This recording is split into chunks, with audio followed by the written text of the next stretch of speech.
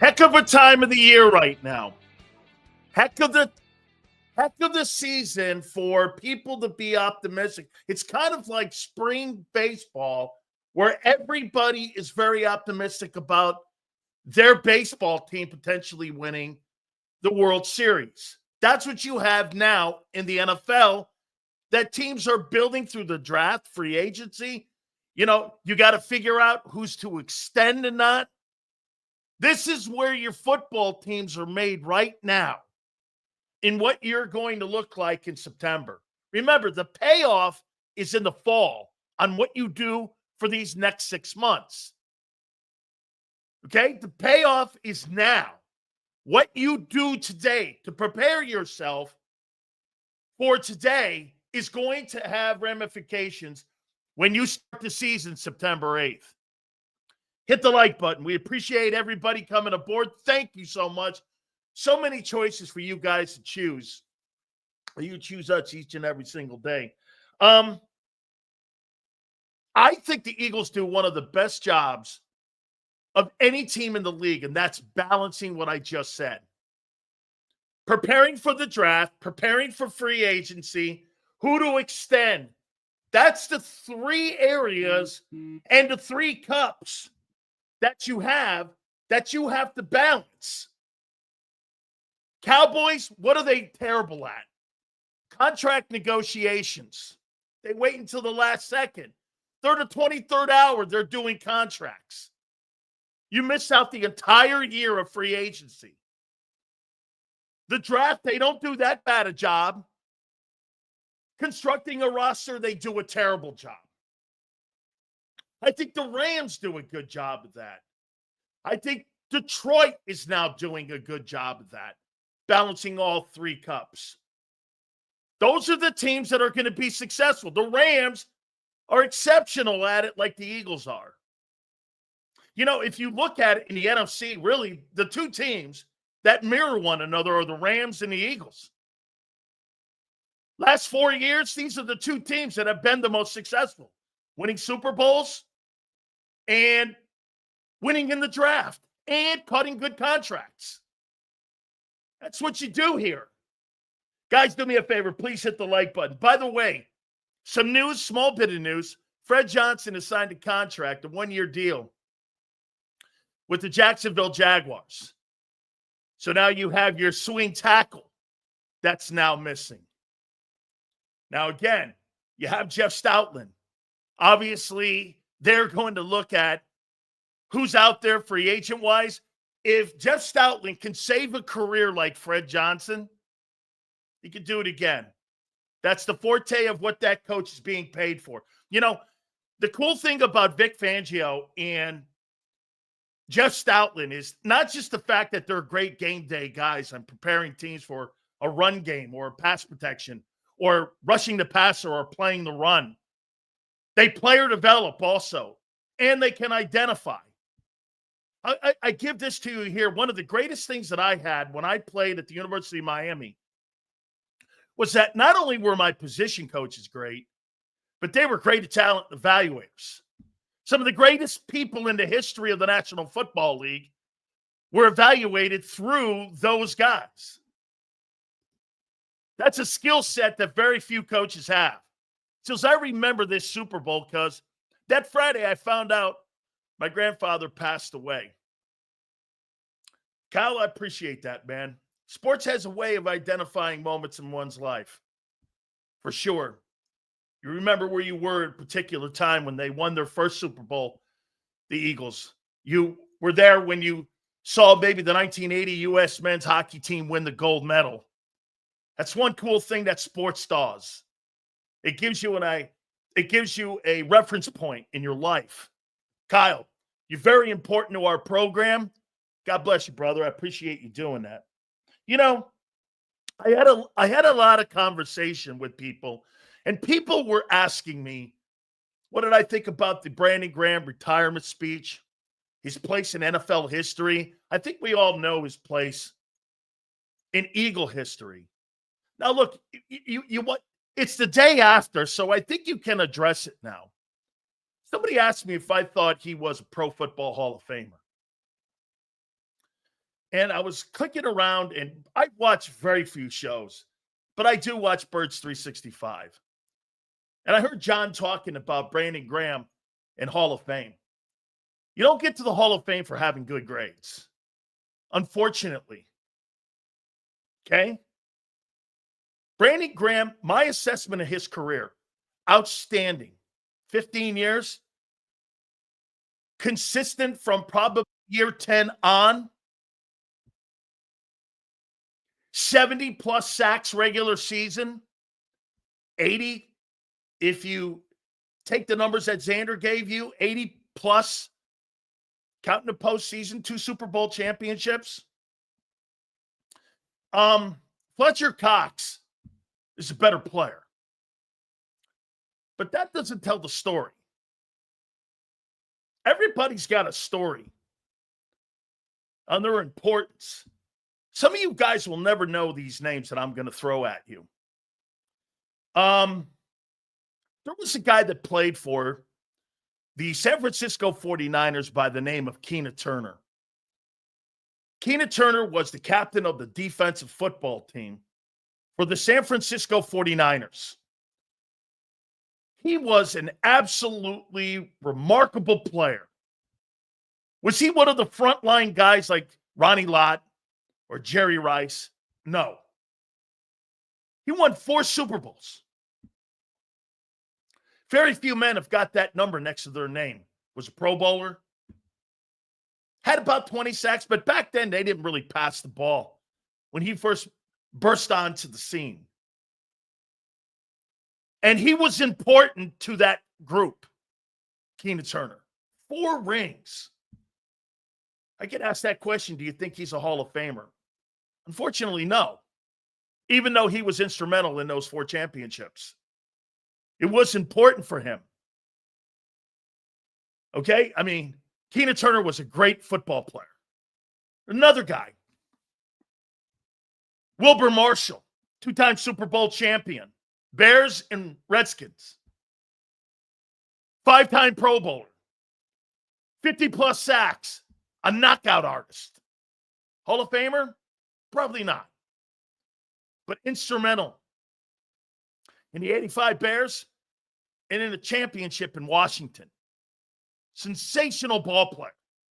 What makes Brandon Graham's story different is off the field stuff, which is important. Not saying it's not. Okay, there's an affection for the guy. Is Brandon Graham one of the Mount Rushmore guys of Philly football? Probably not. But is he one of the most beloved? Yes. That's what makes his comment and his story different. I would look at Brandon Graham and go, Brandon Graham is more beloved than Jason Kelce. This is my opinion. Some of you may disagree with me on that. Terrell Suggs, another one of those guys. Carl Banks, 2-time Super Bowl champion. How important was he on those Giant teams that won those Super Bowls? On the other side, he just so happened to have played on the other side of Lawrence Taylor.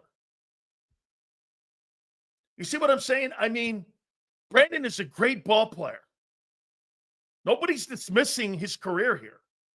But when you start to talk about the 1%ers of the 1%ers that played in the NFL, here are guys that are not in the Hall of Fame. Leslie O'Neal's got 133 sacks in his career.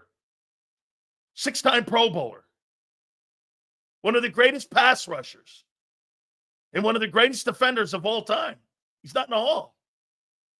Simeon Rice should have been the Super Bowl MVP when the Bucs won. 125 sacks. Clyde Simmons played with the Eagles and then had a long career in the NFL. 122 sacks. I would make the argument that the second best sack artist in the history of the Eagles is not Trent Cole, it's Clyde Simmons to Reggie White. Neil Smith, 5-time Pro Bowler, 104. Dexter Manley, 2 Super Bowls, 97.5. Again, it's not to dismiss It's to put things in perspective. Making it to that place in Canton, okay? Most people don't go into the community stuff. Hey, was this guy a real good community guy? That was the case, Lawrence Taylor wouldn't be in. It's not the Hall of Good Guy. It's the Hall of Production. Not saying that Brandon, again, you got to remember something. There's only 25,000 men that have ever played this game. Brandon is 1% of the 1%ers that have gone 15 years or more. His place in NFL history is etched with the plays that he made, the years he played, the championships he won. To call him a Hall of Famer is irrelevant. 15 years from now, you'll remember who he is. You won't remember Hassan Reddick. He's one of those guys you'll remember for eternity, especially in Eagle Eyes. That's the Hall of Fame you want to be in. You know how many Hall of Famers are not remembered? Shit, there's a list of them a mile long. There's so many guys you never know that are in that thing. But they're players that have left their mark on the game. Brandon has left his mark on the game. So whether he's a pro football Hall of Famer or not, he's beloved in a city that will never forget him. People were missing the point. Canton? This guy's got something bigger than Canton. He's got the admiration of the Philadelphia Eagle fans. That's more than anything or any player could ever want. Brandon Graham will never have to buy a drink in the city of Philadelphia, one of the toughest fan bases in pro sports, for the rest of his life. Every time he walks down the street, there goes BG. You know how many Hall of Famers walk in a mall and no one knows who they are? You know who Paul Krause is? Paul Krause is only known in Minneapolis. Okay? You know who Fisher is, who played for the Arizona Cardinals? No, you don't know these people. There's certain people that don't have to have the gold jacket. He's one of them. Tina Turner, the same way in San Francisco. 4 Super Bowl championship rings. Try that out. How many men in your life have you ever met with 4 Super Bowl rings?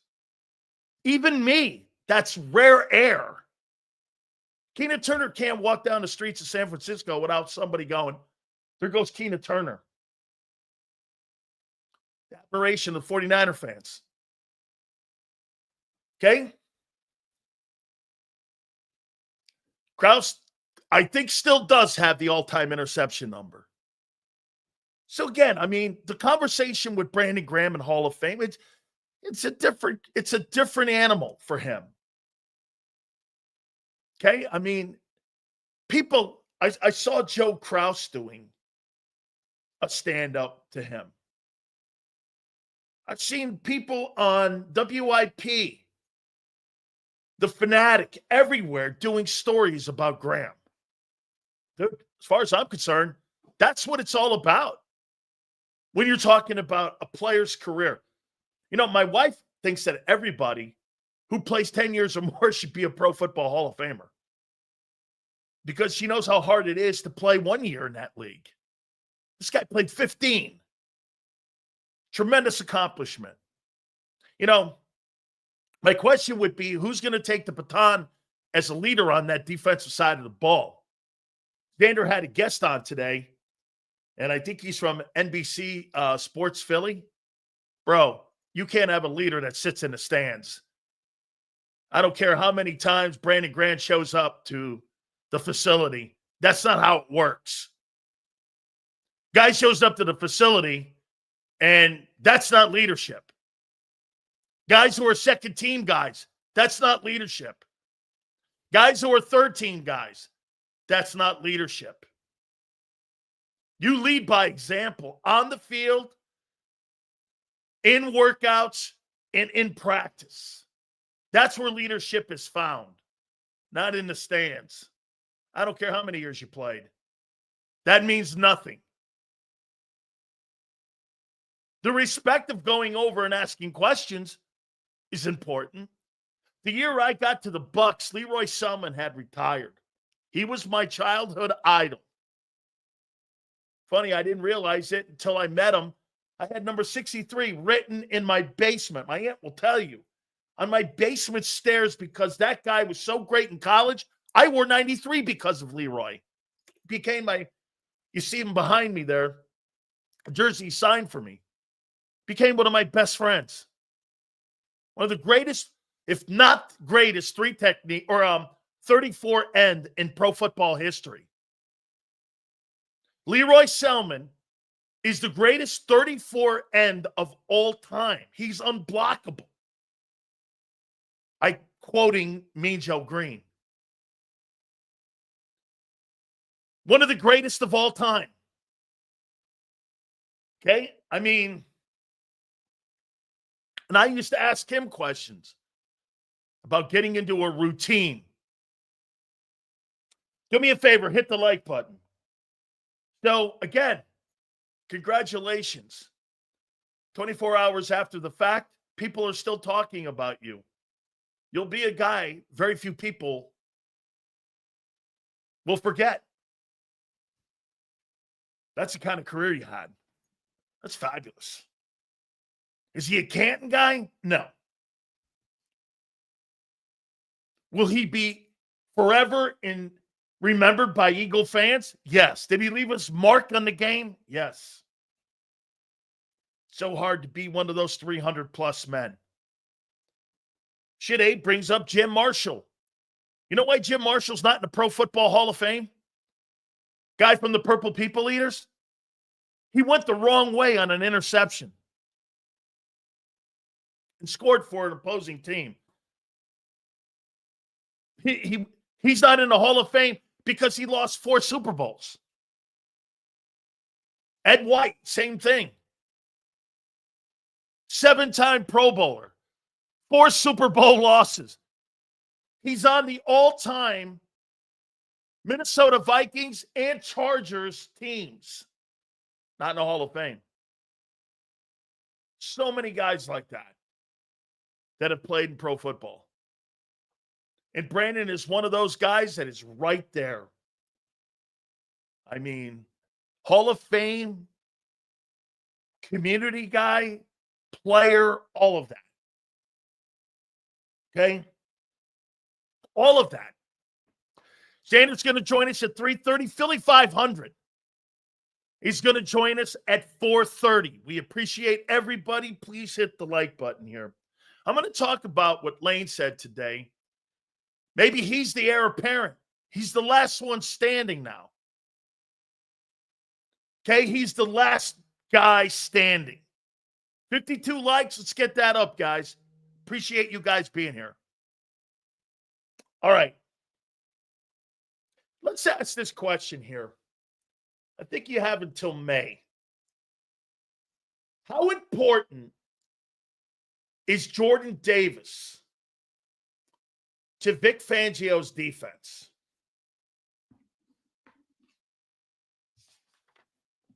How important do you think Jordan Davis is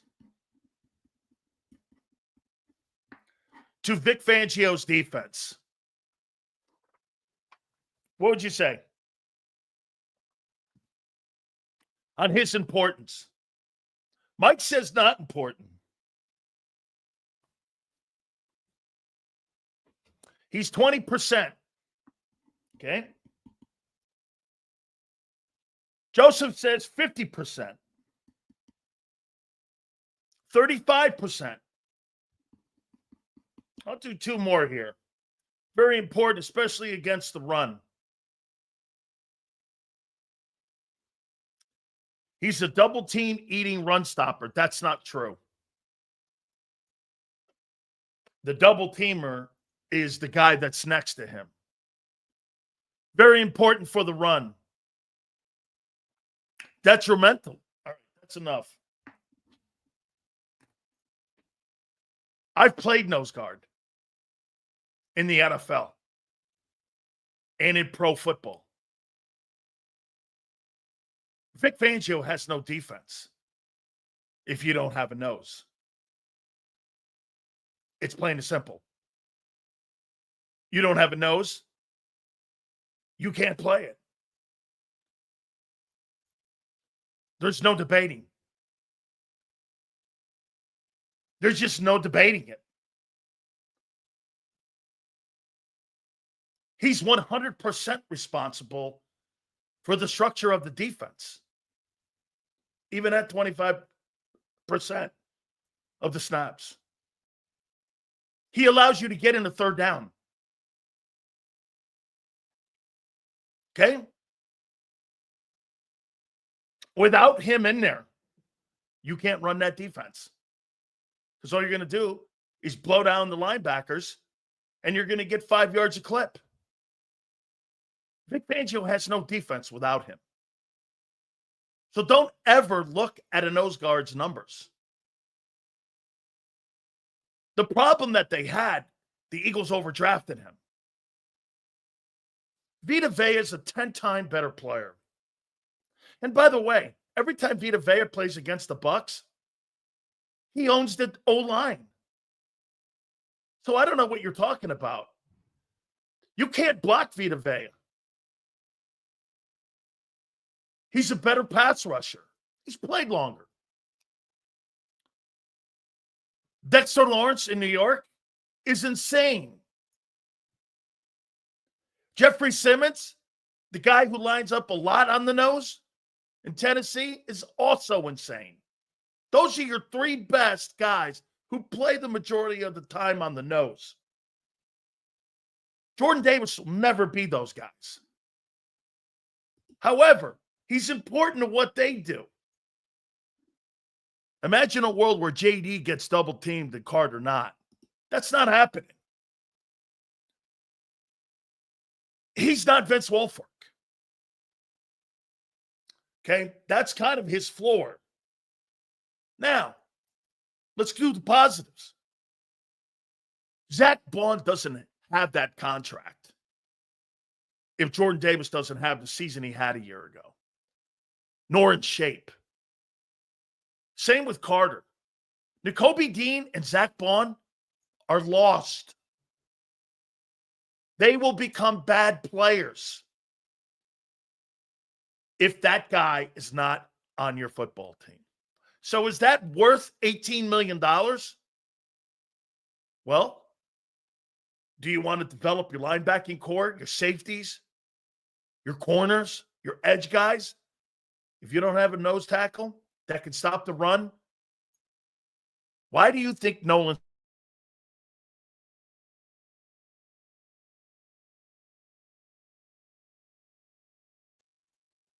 Why do you think that is?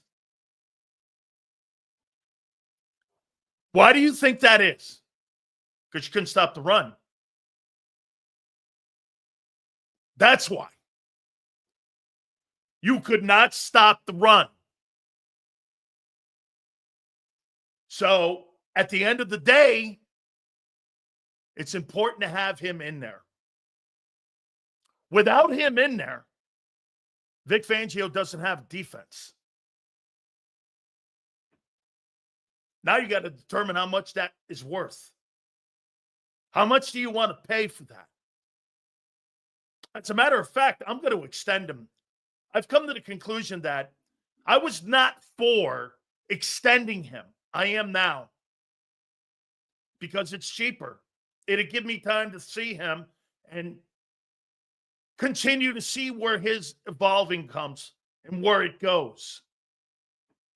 We needed Jordan's season for next season, but we needed to starter looking at other options after Kimbo, not sure where we're going there, but we needed Jordan's season for the next season, but we needed to starter looking at other options after Kimbo, let's see if we can get that more in line there so we know where you're going with it. But I think you want to give him another season, and you extend him, and then you go from there. But are you really going to pay $18 million for 2 D tackles, or $18 million and then $40 million? Are you going to have $38 million tied up in 2 tackles? I'm going to say it one more time to you. There's no 10%. There's no 20%. And when I heard Xander say he only plays 25 plays, you know why he only plays 25 plays? Because he allows you to get into third down. Look at it on the positive side. Hey, he can't play a 3 technique. Okay. That is an issue. But you know what you do? What's the one thing that he allows you? No, I agree. I think 18's heavy, man, especially when you got to pay the guy next to him $40. Okay, but remember something here. John's right. It is. It's a ton of cash. But here, follow me. The reason that he allows you to be in third down and he only plays 25 plays a game is because he stops the run. That's why. So how important is that to you? Okay? You got to pay the guy next to him $40 million plus. Okay? You got to pay him $40 million. You're not going to invest another 20 in the other guy. I think Jordan Davis is going to be a casualty after they extend him. And I think he'll be a casualty unless there's some sort of Howie Roseman magic they throw in there. Even if the cap goes up, that guy, a $20 million guy, you've got to determine how important he is to Vic's game. Let's say this to you. If the Eagles are in the top 10 in run stopping again for the second straight year, do you pay him the $18 million? Because you'll know then he's instrumental. Your linebackers are nowhere without those 2 tackles. They're nowhere. They are nowhere without them. And then the Zach Bond contract becomes a problem. Get this. Let me throw something at you here. If Javon Hargrave had been playing next to Jalen Carter this year, Zach Bond would have been murdered. And you would have moved off him. He wouldn't have had the year. I don't care what he did. You've got to have the guys in front of you.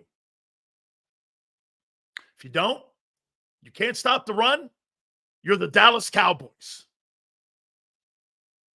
I went back and watched some film on him. And I saw how free the linebackers were. Jacoby and Zach. Without him in there, Vic Fangio has no defense. Because the number one thing you put up the white flag for is if you can't stop the run and you don't have and you're in a 30 forward look and you don't have a nose, it's fucking over. It's fucking over. Supers go to the top. I was not a fan of this kid. It's not the dollar amount anymore. It's percentage he takes up on the cap. That's correct. You can't think of the dollar amount anymore. The cap goes up every year. Well, then why are they exiting guys off their football team? If they're not concerned about the cap and money. Bald eagle. You're not following what they're doing then in this offseason. They're allowing good football players and also important backup players to exit off the roster. Dude, you've lost a lot of good players and a lot of good rotating players. The entire roster is different. It's completely different. You're almost starting from scratch. They got rid of way too many players. I think so. I think they got rid of way too many important. You know who the important players are they got rid of? Fred Johnson, Isaiah Rodgers, Oren Burks, Kenny Gainwell. The collective group of them, not one guy. Mulata went out. You had a guy in Fred Johnson stone Trey Hendrickson. He stoned him. Slay went out. You put Isaiah in. No drop off. N'Kobe gets hurt. Oren Burke steps in. Guy played great in the playoffs. Those are the war of attrition guys you lost. You lost your war of attrition dudes. In case something goes sideways. The priority is saving cash more than freeing cap. Yes. Gardner Johnson. That trade was all about cash.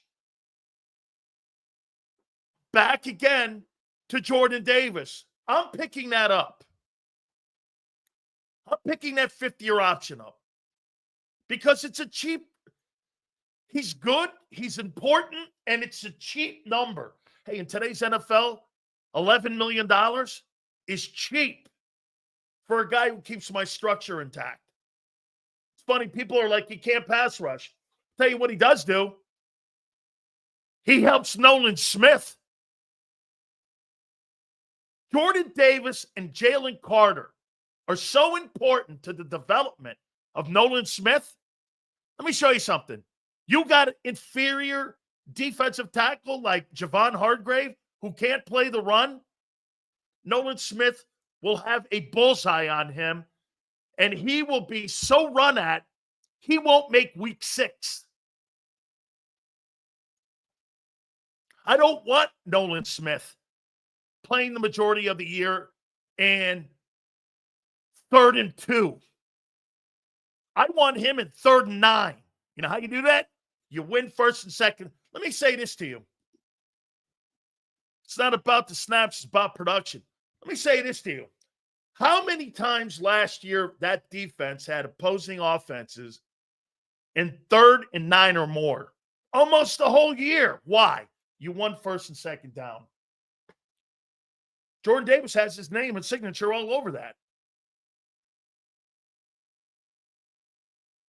Am I a fan of his non-production? Absolutely not. You know I'm not.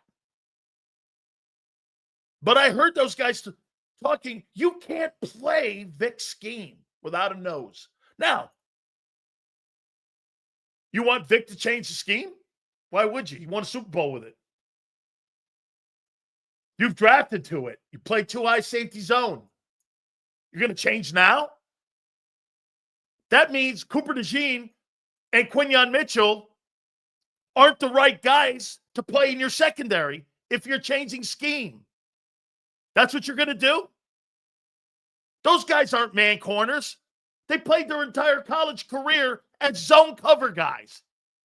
So if you change the scheme, you're changing responsibility in the secondary. Can't do that. You built your entire football team for a 2 high safety zone. You'd have to revamp the entire defense. And that's not what they're going to do. Especially the way they're clearing money up to look at some of these kids as their contracts come due. Dude,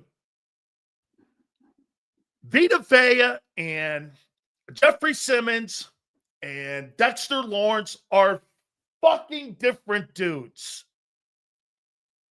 Dexter Lawrence is a space eater with production. He might be the best nose I've seen since Michael Carter, who played back with the Niners back in the day. I have always kept an eye on the top noses. Michael Carter, Jerry Ball are some of the greatest noses that have ever played. Vita Vea is exceptional. When he's not in there, the Bucks, now, health would be a problem with him because he's been banged, but it's his size. The guy in New York is just too good. Sills, Davis is a top 5 nose. Well, you'd have to give him that. You'd have to give him something there because the team ended up number 1 in total defense. He's not as productive as Vita Vea in the pass rush, but he plays the run better and protects the linebackers. He does do a great job of that. Slide him at 13 of 15 with bonuses and sacks, snaps, and conditioning. I think he's important to Vic. He might be, next to Jalen Carter, the most important player on your defense. Got to stop the run, and you got to have corners. Nose tackle's determined to Vic's D, so it's detrimental to Vic's D. So a Davis-type player is definitely needed. Birds will draft the nose tackle in the 2nd, 4th rounds, 2 through 4, you're saying, to save money and pay Carter. Why do that when I got the guy? Hey, dude, when you have success, you got to pay for it. Nothing's free in life. You got to pay for that. You want a top, you want your linebacker. You know what also that does think about what that does having those 2 guys signed up. I don't really have to pay a ton of money at the linebacker position. And I protect the one that I gave the money to. You want to destroy that contract? Get rid of Jordan Davis. I'll show you what Zach Bond really is. When you have 2 shitty or a shitty DT in front of him or a nose in front of him, I'll show you what he is. I'll show you who Fred Warner really is. I'll show you who Roquan Smith is if you got dog shit in front of him. It don't matter how good you are. That's a team concept. Having the nose is the linchpin to a 34. 43, you're supposed to control the game. 34, linebackers and safeties control the game. Too high safety. It's a philosophical way of looking at it. It's that bend but don't break. But when you've got athletes everywhere in the middle of the field, look at where you have your athletes right now. You got 2 exceptional athletes at defensive tackle, nose. You got really good athletes at the linebacker and Dean and Bond. And you're looking, and you had a year ago, Gardner Johnson and Reed. Those are really good, and Cooper DeJean. I sold myself on Dean. I sold myself also on Jordan Davis last night. You cannot run that defense without him or a player like him. And you think you can find that in the draft? How come the Cowboys can't?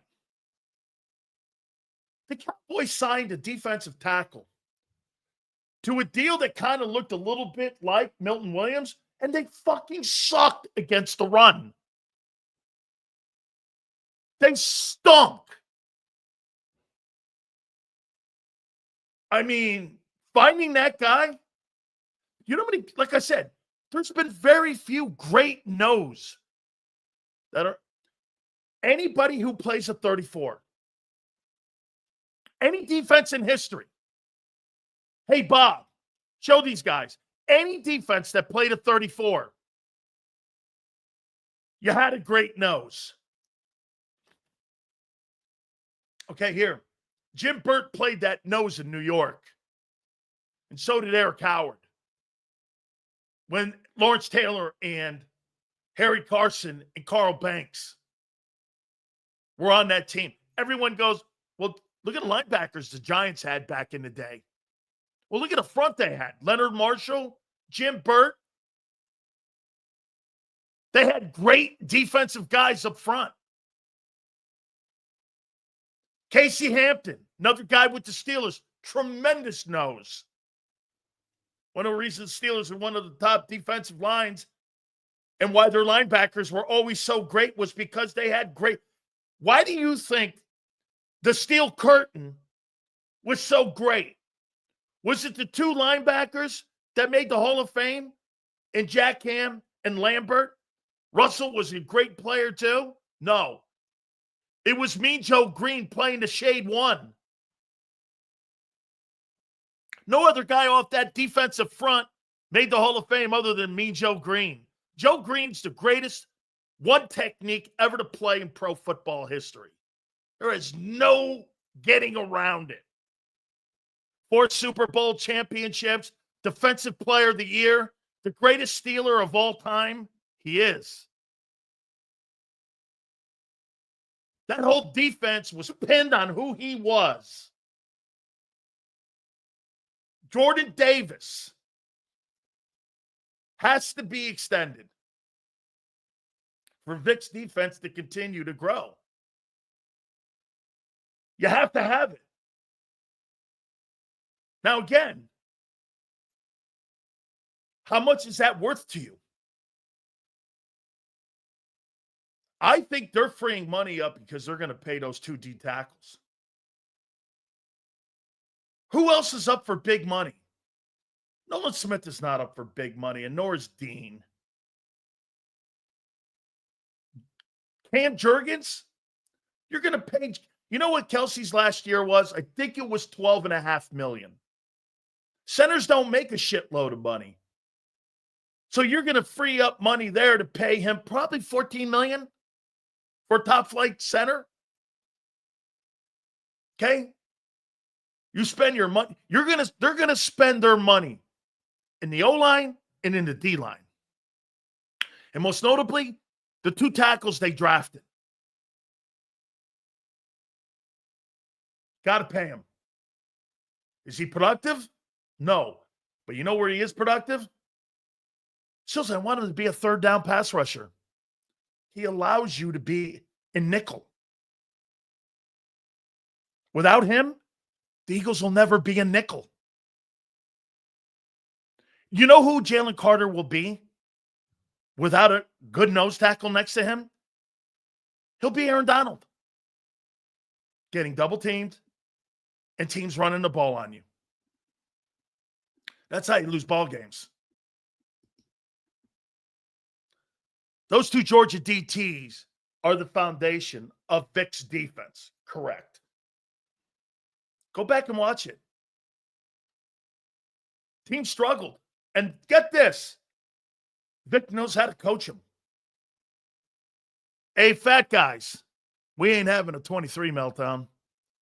We gonna run a little extra after practice. He mentally got him in shape, and he physically got him in shape. And that's why they played better in the playoffs. Who made the most important play for the Eagles in the playoffs? Carter. The play on the Rams was your Super Bowl. I think the Rams were going to drive on you. Carter made the play of the playoffs. And then you cruised home. But they were in shape.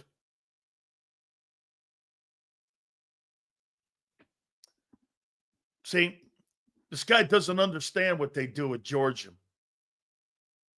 They rotate so many players at Georgia. The majority of the players that are first-team guys, they may only get 25 snaps. Because most of the time, Georgia's killing teams. Players aren't going to play 75 snaps in Athens. That's not how they do it. They're a 2-deep rotation D-line, which means everybody's getting reps, or they're going to transfer. That's how Georgia's had so many good players. You know why? They rotate reps and snaps. So there's no depth chart in Georgia. That's why Georgia's putting a lot of players in the NFL. And they're not transferring away from Georgia. They're paying them with nil, and they're rotating their snaps. And you know what? They bought into it. The entire culture, and this is why I think Howie likes these Georgia guys. They bought in to the Kirby Smart culture. Hey, there's no first team. Everyone's going to get the same snaps. That's why they're getting Michael Williams and these other guys that are coming out of college now. Dude, they got 3 guys that are probably going to go that were in their linebacking core and in their front that are going to go in the first round. How many edge rushers and linebackers have the Georgia Bulldogs put in the last 3 drafts? 4?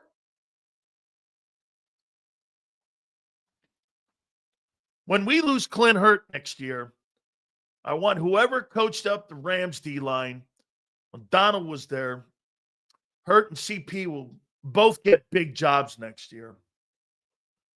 I'm really glad that Clint stayed behind. He was offered the D coordinating. No, he was offered a D-line job somewhere else. But again, once you're under contract, you can't make lateral moves.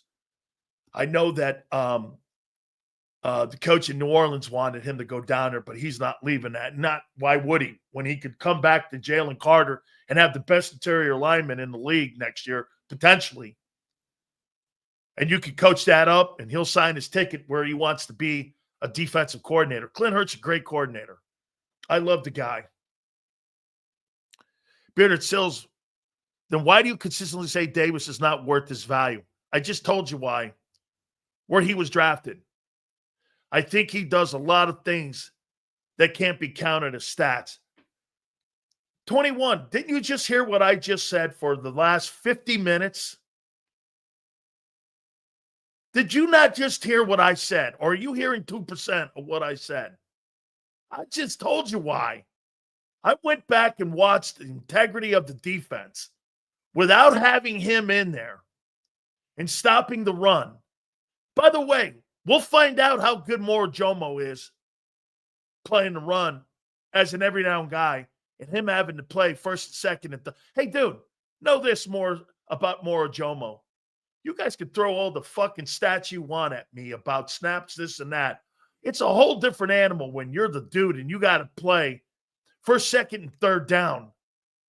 You know how many 3-down players there are in the league? Very few. Javon Hargrave got a $20 million contract because he was a halfway player. He could pass rush, but he couldn't play the run. Sue, once again, she don't get it. She never will. You get paid on stats, Sue. Hence the quarterbacks.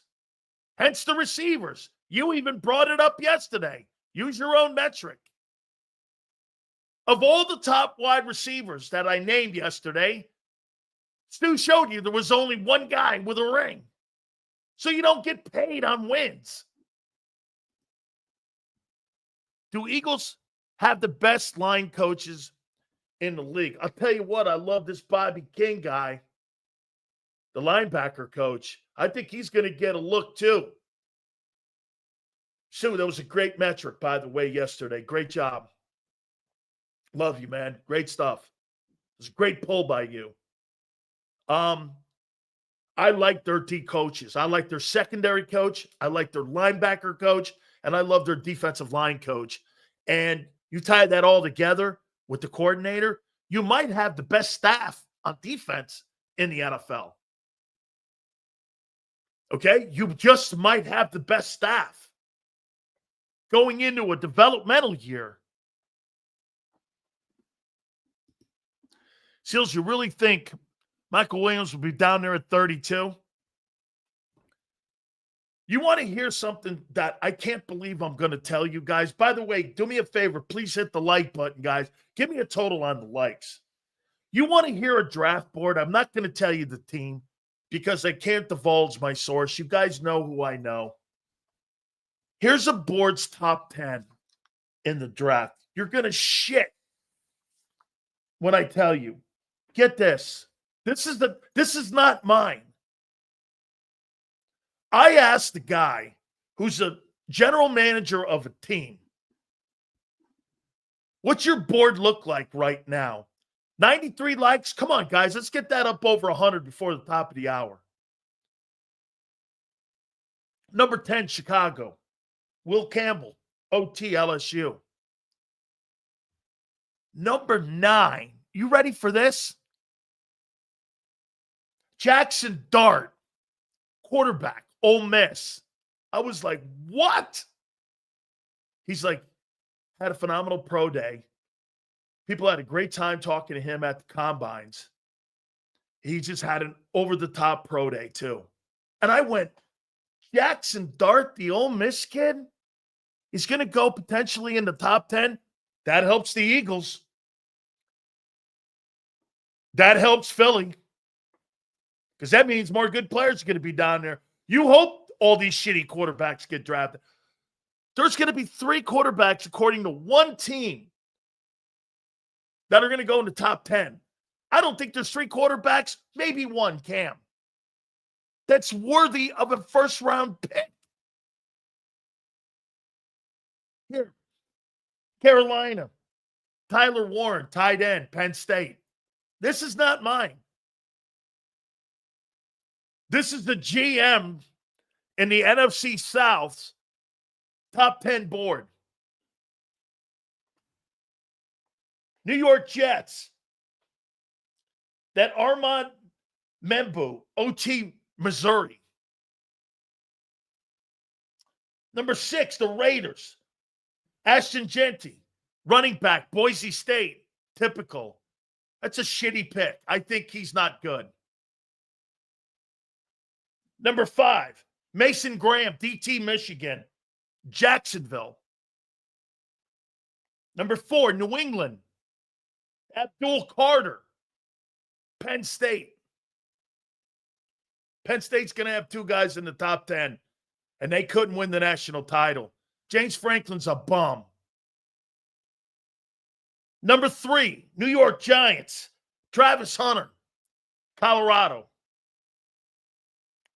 Number 2, Cleveland, Shedeur Sanders. He's a bum. Quarterback, Colorado.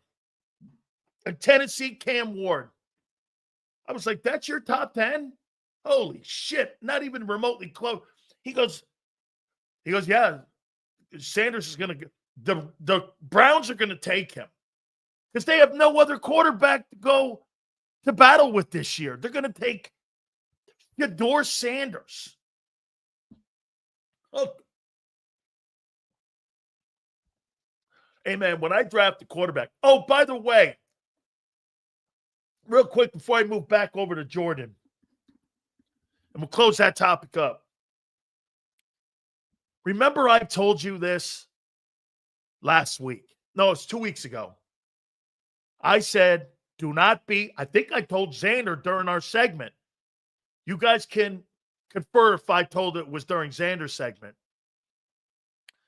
I told Xander, keep an eye out on Jalen Milroe going to the Steelers.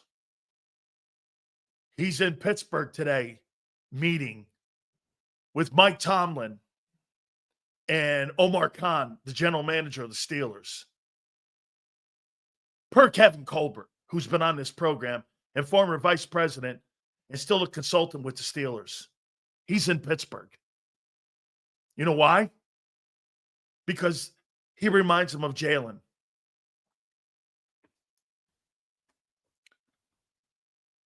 Keep an eye on Pittsburgh and Jalen Milroe. I'm not saying first round. I might not even say second round. You know the one thing you do love about him? He played in a gigantic program. He was coached by some of the greatest coaches of all time. And he won in the top conference in the country. I'll say this, if Jalen Milroe is in the Big 12, he probably wins the Heisman. Big 12 stinks. Pac-12 stinks. The ACC stinks. It's Big 10. The 2 conferences that have separated themselves, Southeastern Conference and the Big 10, both hoop and college football. You know why?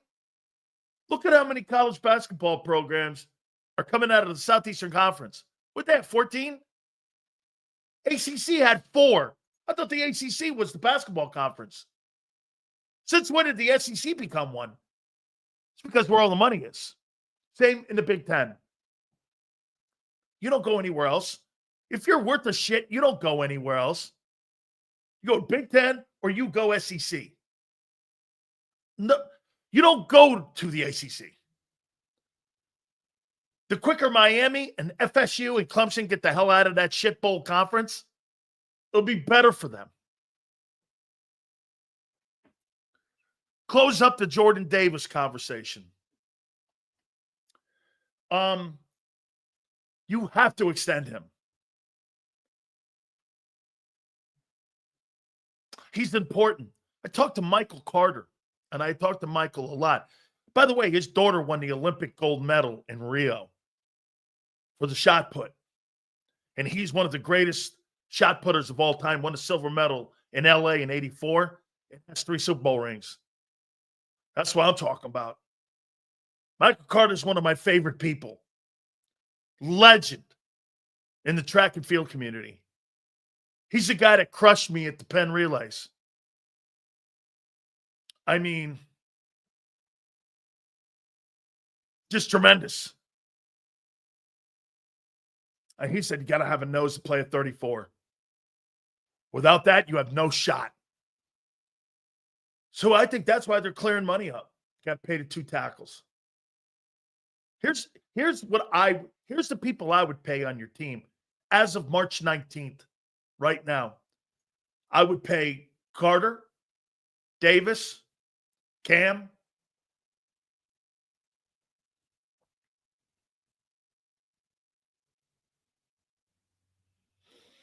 That's about it. I got to see more time with these other kids. You ain't sold me on shit. You had moments. Nolan Smith had moments this year. Nolan Smith does not have a career going yet. It's the beginning stages. And it's taken him 2 years to get there, which is okay. Got better coaching now. You got a better scheme that fits your skill set. I'm not paying a guy. Sinbad wants to pay a guy who's been hurt every single year he's been in Philly or has gone under the knife every year and played half a season. Not yet. Q will be affected what happens up front. You can't get home. They're going to play pitch and catch all day long. Who's playing that corner 1? Who are you putting over there? Remember something.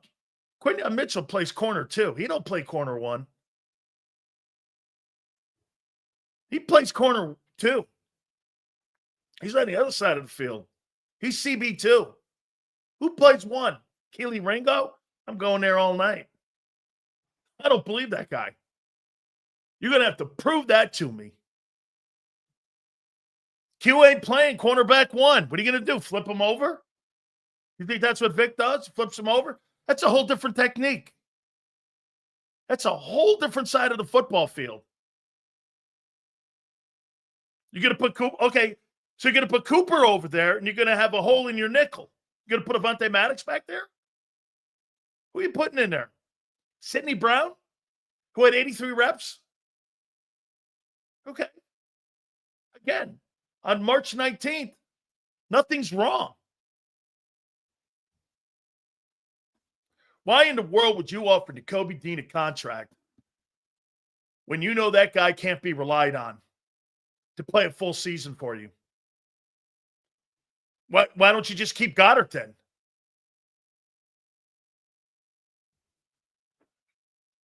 Dory Jackson. All right. Let's not get over our rails here a little bit. Hit the like button, guys. Xander's going to join us at 3:30. Yeah, the Jordan Davis thing, I thought hard about it last night.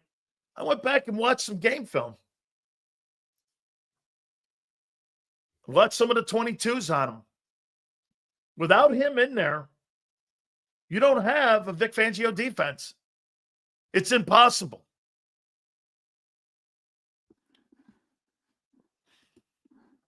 Sills, is it safe to say Davis's value is scheme specific to this team? Yes. over the rest of the league. He allows you to get into third down because they win first and second down. If you can't win first and second down and you're constantly third and two, it's over. The sign of a horrible defense is constantly teams are in third and two on you.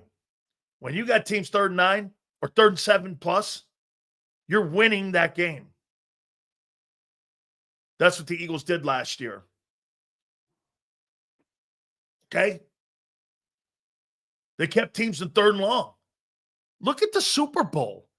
How many times was Kansas City in third and long?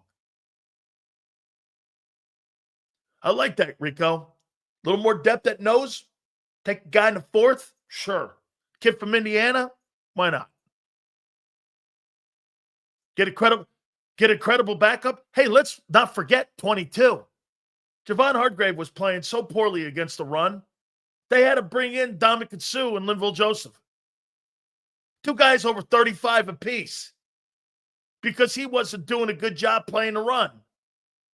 They were down in the 20s. Those guys played so well. Shit, Linval Joseph was starting by the end of the year at nose.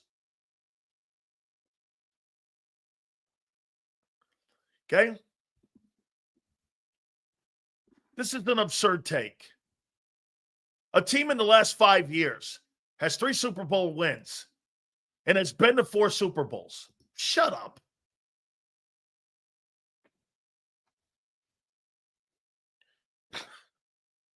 I think they got work to do. But if you're trying to suggest that you've had more success than them, when you just took a blowtorch to your roster, you're out of your tree. By the way, the team you got assembled right now can't beat Kansas City.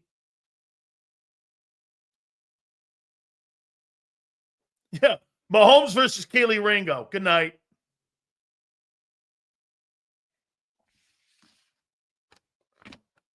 Good night.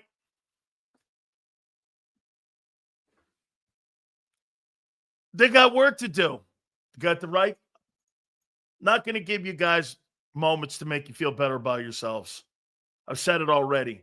Do I think that Howie rectifies some of this stuff? Not this year. Not this year, I don't. Okay? Hurts beats Kansas City. That fucking defense beat Kansas City. Star of the defense, or the star of that game was the defense. Wasn't your offense. Your offense played second fiddle all year long to that defense. Every freaking game, they shut down top flight quarterbacks. Every game. They made Mahomes, who's a generational player, look like Ryan Tannehill.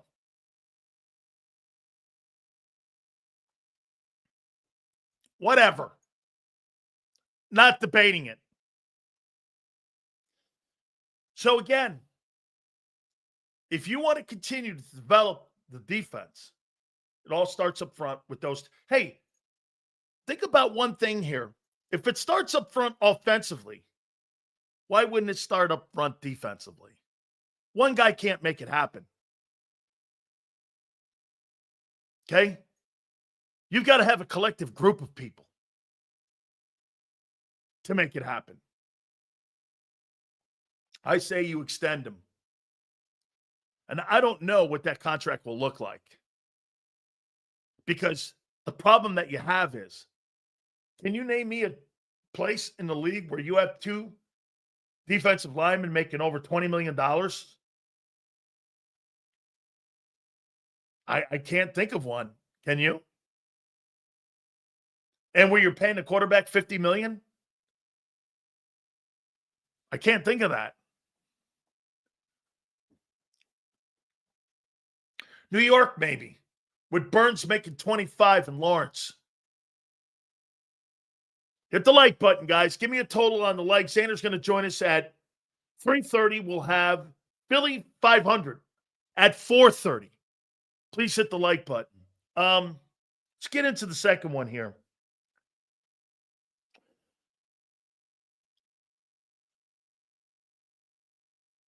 What's going to be more important this offseason here for the Eagles? Free agency? The draft? What's going to be more important in retooling this football team?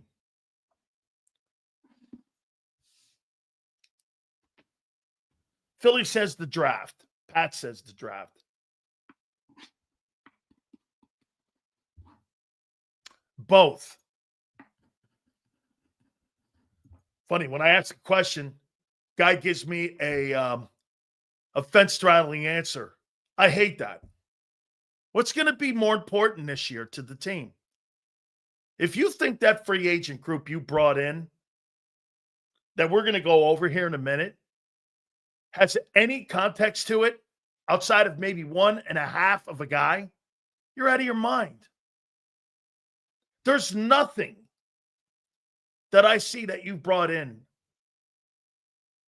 that makes me think those guys will be an impact player.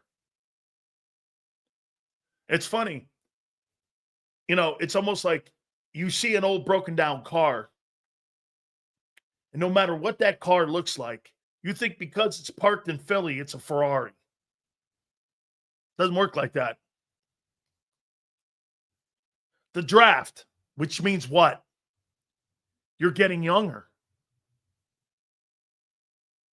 Less experienced.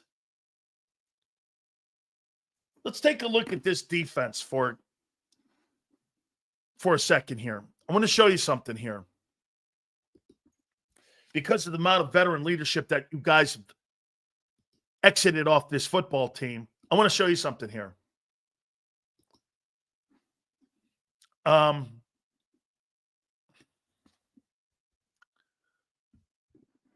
Ojomo. How many years has he been in the league now? Drafted in 23, right? So what we're looking at here, 2 years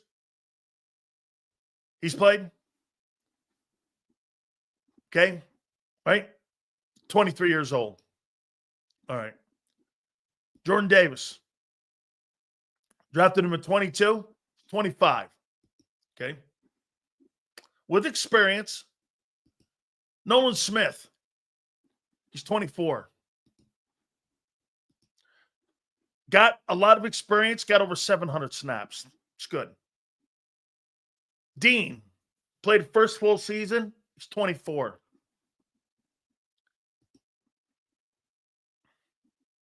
Quinyon Mitchell. He's 23 years old. Redshirted. Tristan McCullum. He's 25 years old.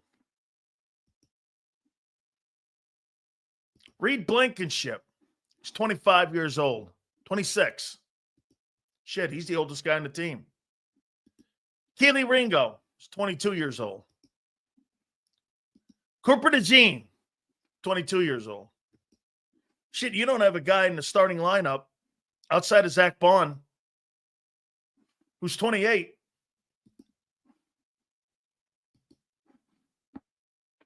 Over the age of 28 years old, and Zach Bond being the oldest.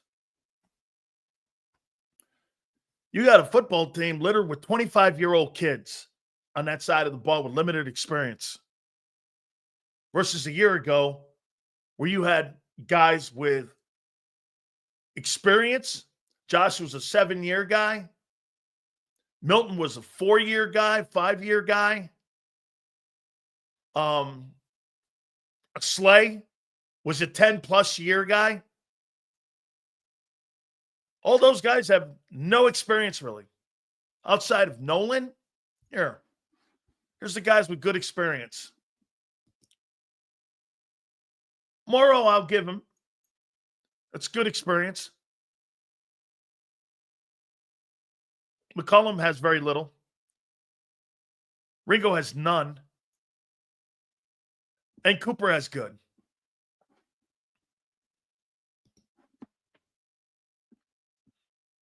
So again, I didn't say it's not. No, no, no. I didn't say this.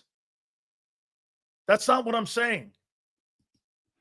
You've made a true commitment to go young on defense. And I think that's got a lot to do with money.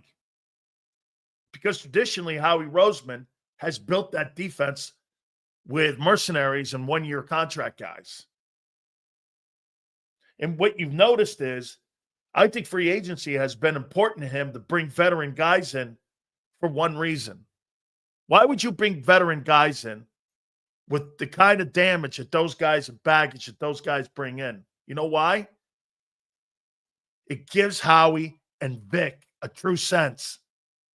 If they can beat those dudes out, they're going to create competition for some of these younger players to find out more about the younger players. That's why you bring in Emilio Acho Ucho, Adoree Jackson. That's why you bring these guys in. You can't beat them dudes out. You're not our guy. So you're creating competition with guys who are highly evaluated. The dudes that you signed have all been guys that bombed at other places that were first or second rounders, including the guard you got potentially penciled in at right guard. That guy, Tyler Steen, has to beat him out. Okay, here. Here, let's go down the list. Bryce Huff. This Ojulari kid. Huff has to beat him out. Has to beat him out. It's over. Tristan McCullum. There's going to be another safety in there that he's going to compete either in the draft or another guy they're going to bring in. Keely Ringo, he has to win that job. So what do? You bring in some corners. You draft some corners. Keegan has to. He has to win the second, and he has to be the swing guard. You're creating competition. That's what he's doing by adding these players to your team. It's not so important that these guys make the club. It's important that the guys you have on the club now, beat them out. You get what they're doing? They're going to have open competitions at right corner, at edge, at swing DT, at linebacker, swing, the guy behind Dean and Bond, safety position. You're going to have competition. This spring, OTAs, minicamp, and then training camp. You're going to have competition for the first time in a little bit here because of the amount of youth you have on your ball team. And yes, that's exactly what it does. Keeps you hungry, and it helps you to self-evaluate. You want your kids to win the job by beating out people who have had some NFL experience, because then you know where you are and what they are and where they are in their careers. Okay? It's actually a fabulous way of developing your own personnel. These players that you're bringing in are a means to an end. You don't really think that Howie Roseman wants Uche to win a job over Jalix Hunt, do you? He doesn't. He's not signing him to win a job, hence the one-year deals. Not bringing these guys in to win gigs. They're bringing these guys in to compete for gigs. And in the process, they happen to beat one of the kids out. Who knows? You may be the next Zach Bond.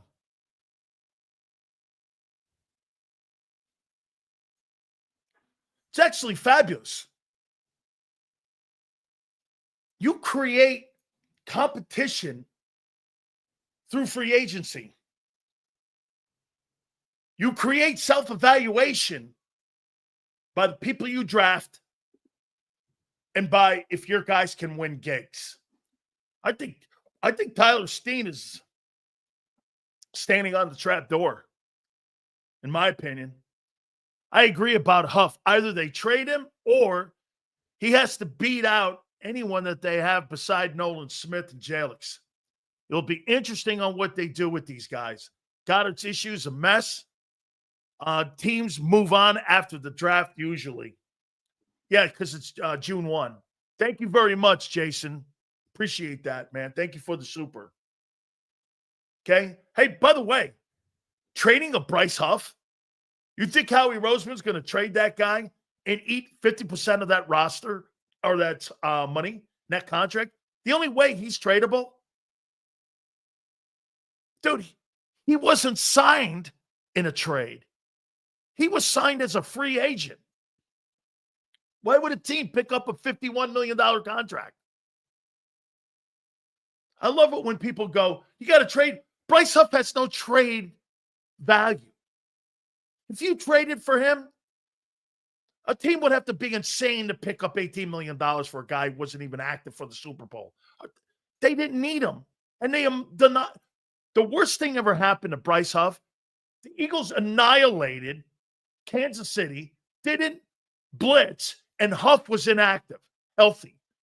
You couldn't ask if you're an agent to represent a guy who has no value more than Bryce Huff. He's like an anchor around the franchise's neck right now. He's a colossal disaster. Now, I'd play him in third down only. Well, the only way you're going to play him in third down is if you keep Davis and extend Davis. Because you got to win first and second down again. Look at this. Trading Huff on the draft, an $18 million guy who did dick for you last year. Where do you see the value in that? I'd rather take a third rounder on a rookie deal, less money, more upside. I know what Bryce Huff is. So did the Jets. The Jets knew who he was. Trade value. I used to love the guys who were talking about Myles Garrett throwing Bryce Huff in. Who in their right mind in Cleveland? And that's a shitty organization. Would want Bryce Huff on their roster right now. Bryce Huff is probably the worst player on your roster right now for the money he makes. The Dallas Goedert thing sucks because he's good. Huff sucks. Goddard is good. He's just hurt too much. By the way, every team misses. That's not the conversation here. That's not what I'm talking about. Every team misses. No shit. Welcome to the NFL. Every team misses. What an epiphany. You bring in these guys here. Let me go over these guys.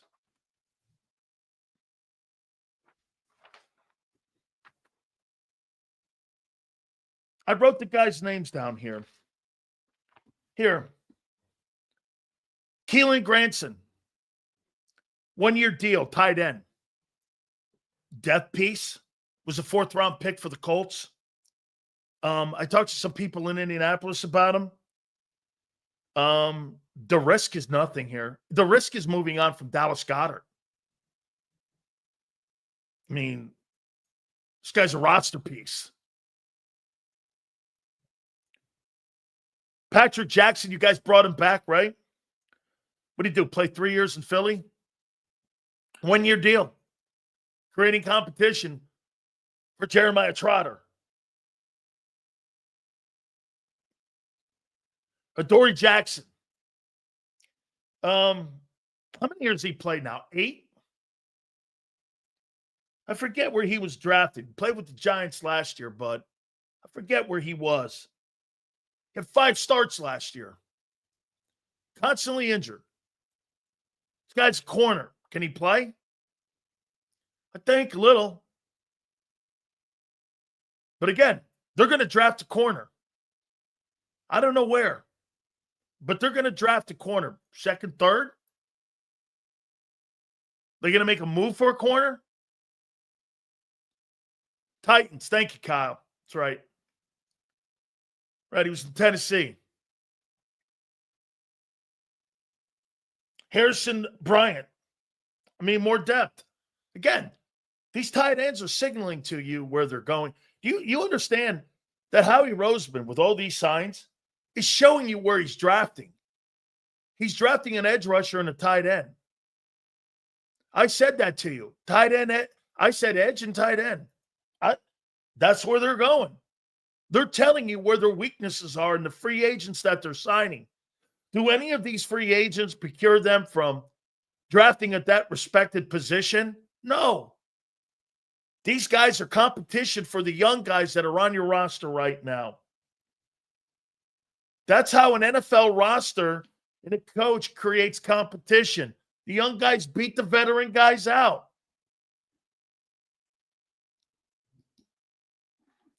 Sounds like a whole lot of ass sells. Don't know what that means. Hey, breaking news. Nobody said it was breaking news. It's obvious news. Congratulations, guy. You can follow along. Yeah. Very simple. Yeah, but their actions are showing you. Okay? Hey, I'll tell you what. For sure, again, they took a blowtorch to the roster. It's okay. They got bills to pay. Jerry Jones was right when he was at the Combines. They got a lot of money coming up. He was right. You blew out your backups and many of your starters.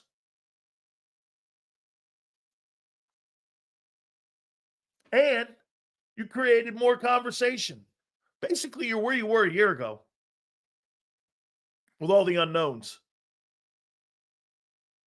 You know, the unknown on offense is, will that passing game ever come back? Or will it ever evolve?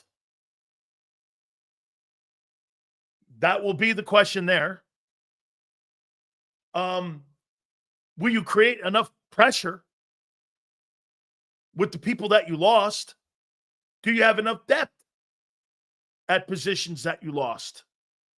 You guys don't understand how important Isaiah Rodgers, Fred Johnson, and Oren Burks were to your team. I don't think you guys get it.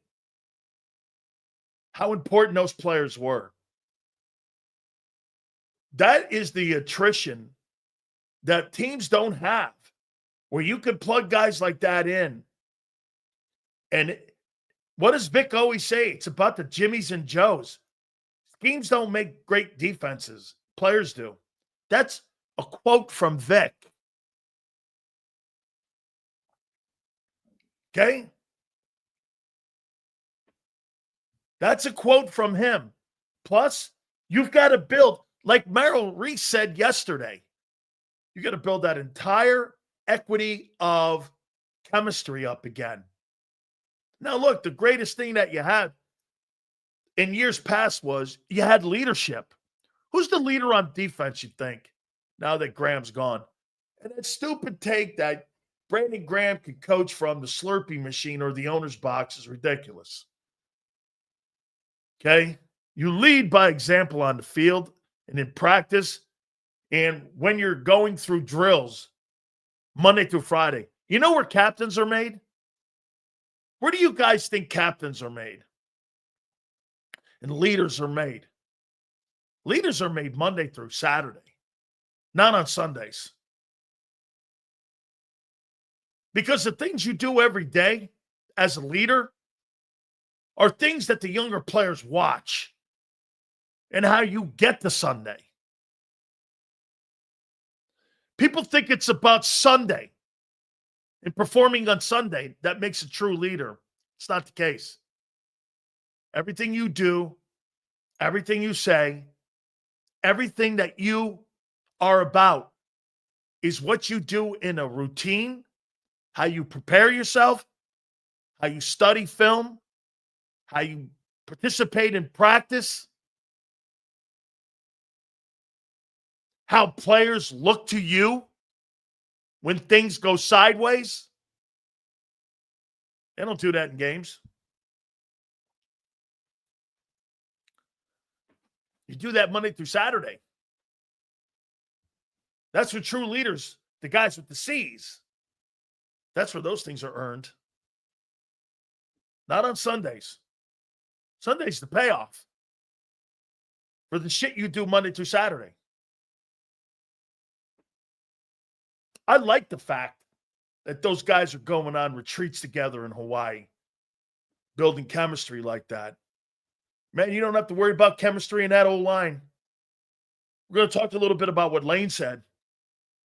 Those guys are all on vacation, having a fun time. Landon Dickerson, Mulata, Zach Bond.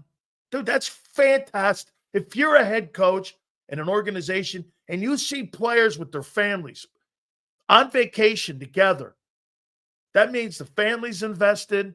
That means the wives and the kids and everybody are invested. Seals leadership is overrated. I'm not reading that anymore. If Nakobe Dean doesn't get hurt, do we resign Bond? Yes. Yes. I'm not reading anything as dumb as that. Leadership doesn't matter. Okay? Sorry, dude. Not reading that. Watching Keely Ringo get 5 defensive holding calls a game next year is concerning, dude. Ain't ready. Well, he can be ready if you get a good pass rush going. You know how you develop a great secondary? You got a great front four. Who ever heard of a great secondary without a great front four? Can you tell me one?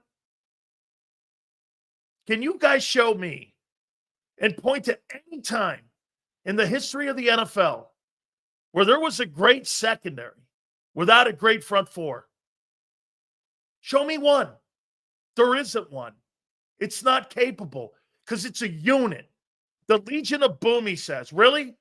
Well, the guy on the other end, Michael, what's his name? He had 11 and a half sacks. And the linebacking core, you had 2 backers in there that were exceptional.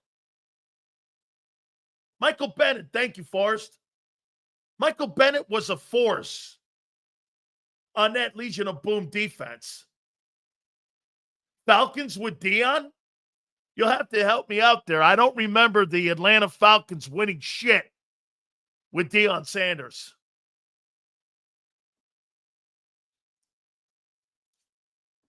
I mean, there's no such a thing.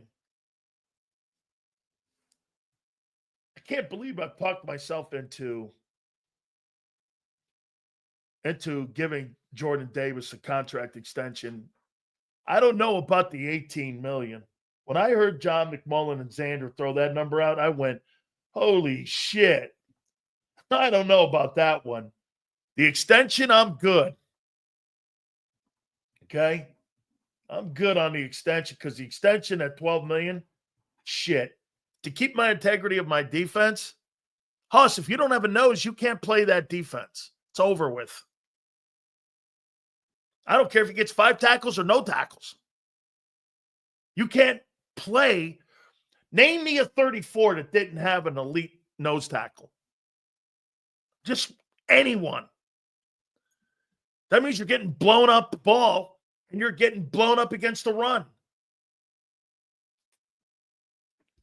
$18 million, though, Junior. Hey, I don't know. That seems a little stiff. All right. Hit the like button. It is a tough conversation because how important is he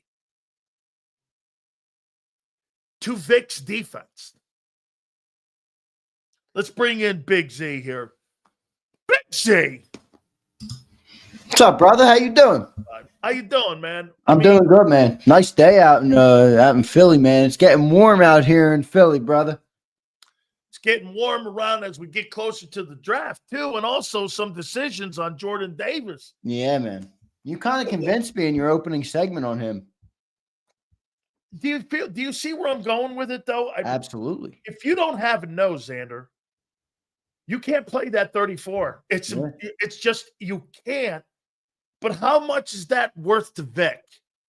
Well, how much is that worth to Howie? The money. I mean, that the predicament I think comes from the money because John brought up 18 million, and I'm with him. Like that sounds high to me, but that's kind of how NFL guys are paid. I mean, Vita Vea is making 17.7. I don't think Jordan Davis's agent is going to come in and say, "Oh, you just give me 10." I mean, he's not going to do that. So, the money is the problem for me because I value the player, but I don't know if they're going to be able to pay everybody and Jordan Davis 18 million. I mean, where do you rank him in importance? You're going to have to pay Jalen Carter. You already paid Bond. You're going to have to pay Quinion and Cooper. You're going to pay Reed Blankenship coming up. I mean, there's all sorts of spots on that defense you got to pay, and that's where I wonder if he gets booted out. But from a football standpoint, you made a lot of sense in your opening segment today about why he's so valuable to that defense, even if it's only 20 snaps a game, So it's a tough decision on him for sure. Do you agree if the Eagles take a 32 draft pick and make it a DT, he's out? And what I mean by that is because then you get that player on a rookie deal, you extend him on the 12, a lot better than 18 to 20 million. Like you said, that agent's going to want a high-end money. Yeah. Don't you think if they draft a defensive tackle down there at 32, you're hedging your bets by doing this? I get a guy in a rookie contract, and there's my heir apparent. If we can't work a decent deal out with him, that's less than the 18 million that people are kind of throwing out there right now.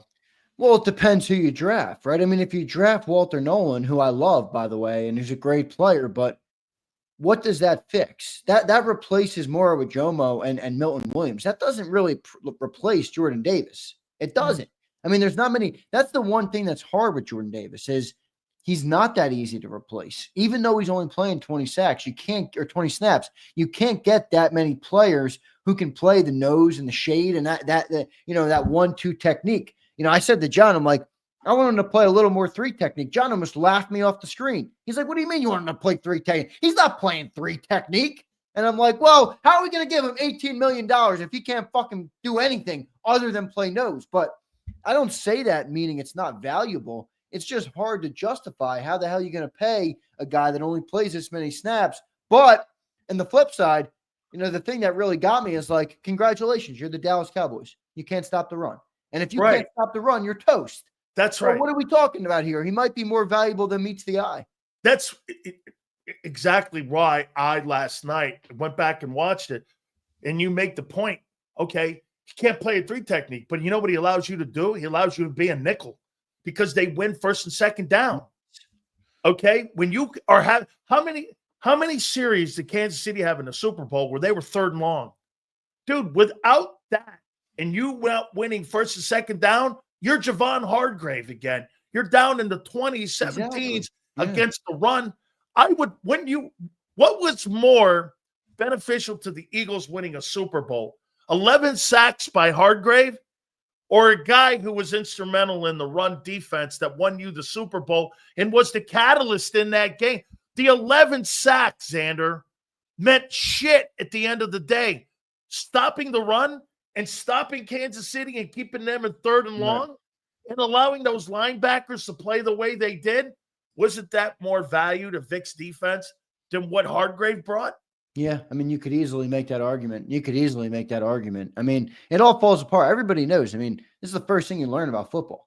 Run the ball and stop the run. If you can't do those 2 things, you're not going to win very many football games. And to our credit, the Eagles were one of the best against the run last year, and we're one of the best at running the ball, and we ended up with a Super Bowl. So, maybe from that perspective, you look at it and say, shit, Jordan Davis is more valuable than Milton Williams. He's more valuable than, anybody on that D-line outside of Jalen Carter because he's the one who brings, the other thing that Jordan Davis allows is he allows the linebackers to be great. He's the reason that Zach Bond makes so many tackles because he's eating up all the guys in the D line. And paid. And paid. Oh, yeah, and paid for sure. I didn't hear what you said. But no, I mean, he's tough, but the only thing that really stops me with him is the money. Like, and it's not about, I'm not trying to be a pocket counter. I know people always go to that. I'm not that guy. Believe me. You're looking I at want everybody to get paid the maximum amount of money they can. I think that's the greatest thing. You're looking at common sense, though. You're not going to pay 40. Carter, Quinn Young, they're not going to go 40 and 20. They're not going to go 40 and 20. No, they're not. Dude, $60 million on 2 defensive tackles, and one of them can only play 25% of the snaps. You know, and the other thing is it's a catch-22. Me and John were talking about this morning as well. If we want Jordan Davis to play better, right, or play – no, forget better. If we want him to play more snaps, that basically means that your defense has to stink because he's going to have to be out there for more first downs. If you're getting to more third downs, Jordan Davis is going to play better, but his snaps are going to go down. So for all the people like me who are like, how are you going to pay him 18? You need more snaps. You're basically saying if he can't play 3 technique, you need the entire defense to play worse so that Jordan Davis can be on the field more. It doesn't make sense. If he plays more reps, your defense is down in the 20s. If he plays less, your defense is in the top 10. Right. And I don't know if you remember this. You were one of the first people to say that about Jordan Davis. You said this last year that if he plays less, he will play better. And that's exactly what happened this year. It's exactly what happened. I want to go to this topic now. By the way, we'll read all your supers, I promise, at the end of the segment here. I was reminded something, and I'm going to get Jimmy Johnson on in the next couple days here, and Dave Wannstedt as well, owner of 3 Super Bowl rings. I asked him about all these free agents you guys are bringing in. You know what Jimmy said to me? Don't you remember what I did? I said, what? He goes, I drafted everybody, and I brought in 25 free agents, and I created competition for my younger players, for them to be able to beat out and for us to know where they were in the building, and for us to know if you can't beat this kid out who's damaged goods and has nicks on the fender, then that kid is not where we need to be in the draft. We need a better player. What Howie is doing is these guys are going to create competition at positions where you have every young player at, where you have a question mark at. Christian McCullum at corner. I think you're going to address it probably in the draft. Your edge rushing room is clearly saying this. Jalix Hunt, Bryce Huff, and Nolan Smith. I want those 3 to be our 3-man rotation. Maybe one other guy, which will be our draft pick. If our guys can't beat these guys we bring in out, then guess what? We got a problem with the guy we took. So, again, it creates, because Jimmy did this, Xander. When he got there and they were 1-15. Now, it's a different position because you guys are defending Super Bowl champs. But what he did was he drafted all those great young players off the Herschel Walker deal, which ended up resulting in 3 Super Bowls. Right. He brought 25 guys in every Tuesday, and he signed about 5 of them. There were free agents everywhere on that roster, but he had a lot of young guys. All of a sudden, guys started winning positions. Tony Tolbert won a position. They got rid of all the ends that were free agents. They got Woodson in there. They started getting rid of all the safeties. Offensive line, they started getting rid of. Do you understand what they're trying to do here? Yeah. It makes sense to me and what they're doing. They're creating competition with these players because they're going to self-evaluate. Maybe one of these players turns out to be a Zach Bond. Yeah, the Eagles didn't even know Zach Bond was going to be Zach Bond. And Vic told you numerous times they didn't know. Yeah. Sometimes you hit on gold, man. Okay. Yeah, but I think they're thinking more about the guys they draft. Think about this, too. I just thought of this a second ago. Think about this, too, with this defense right now. This is maybe the biggest theme of this defense this year. You just mentioned all the guys they brought in, all the 1-year guys, all the, the lottery ticket, basically guys.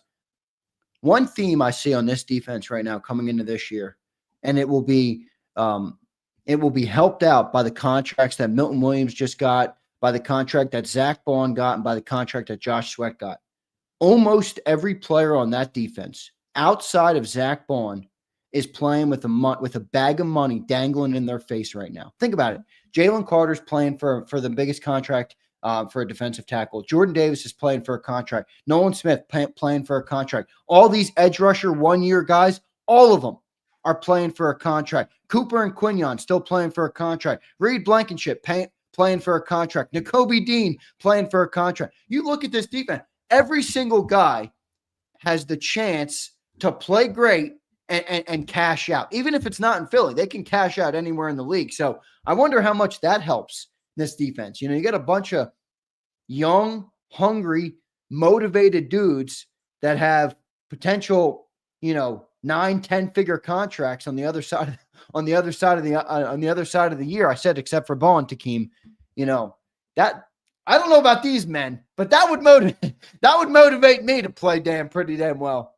Let me tell you how I see that, what you just said.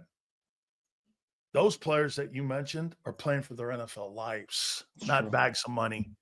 Bags of money and their NFL life. Yep. Okay. The guys who are playing for the bags of money are the rookies that you drafted, knowing that if I win my job, I'm going to get paid because they're showing everyone right now they're clearing room for the young players. There's no question with the blowtorch you took to the defense, they have tremendous confidence in the young players that they've drafted, whether it's Tristan McCullum, Keely Ringo, or not. Those younger players are being pushed to the forefront by the organization, and those younger players know if I start on this team come September, there's a chance that I'm going to be a guy who's going to be at the end of the day making a ton of money. These other guys that you brought in, man, this is like last hope opportunity for them.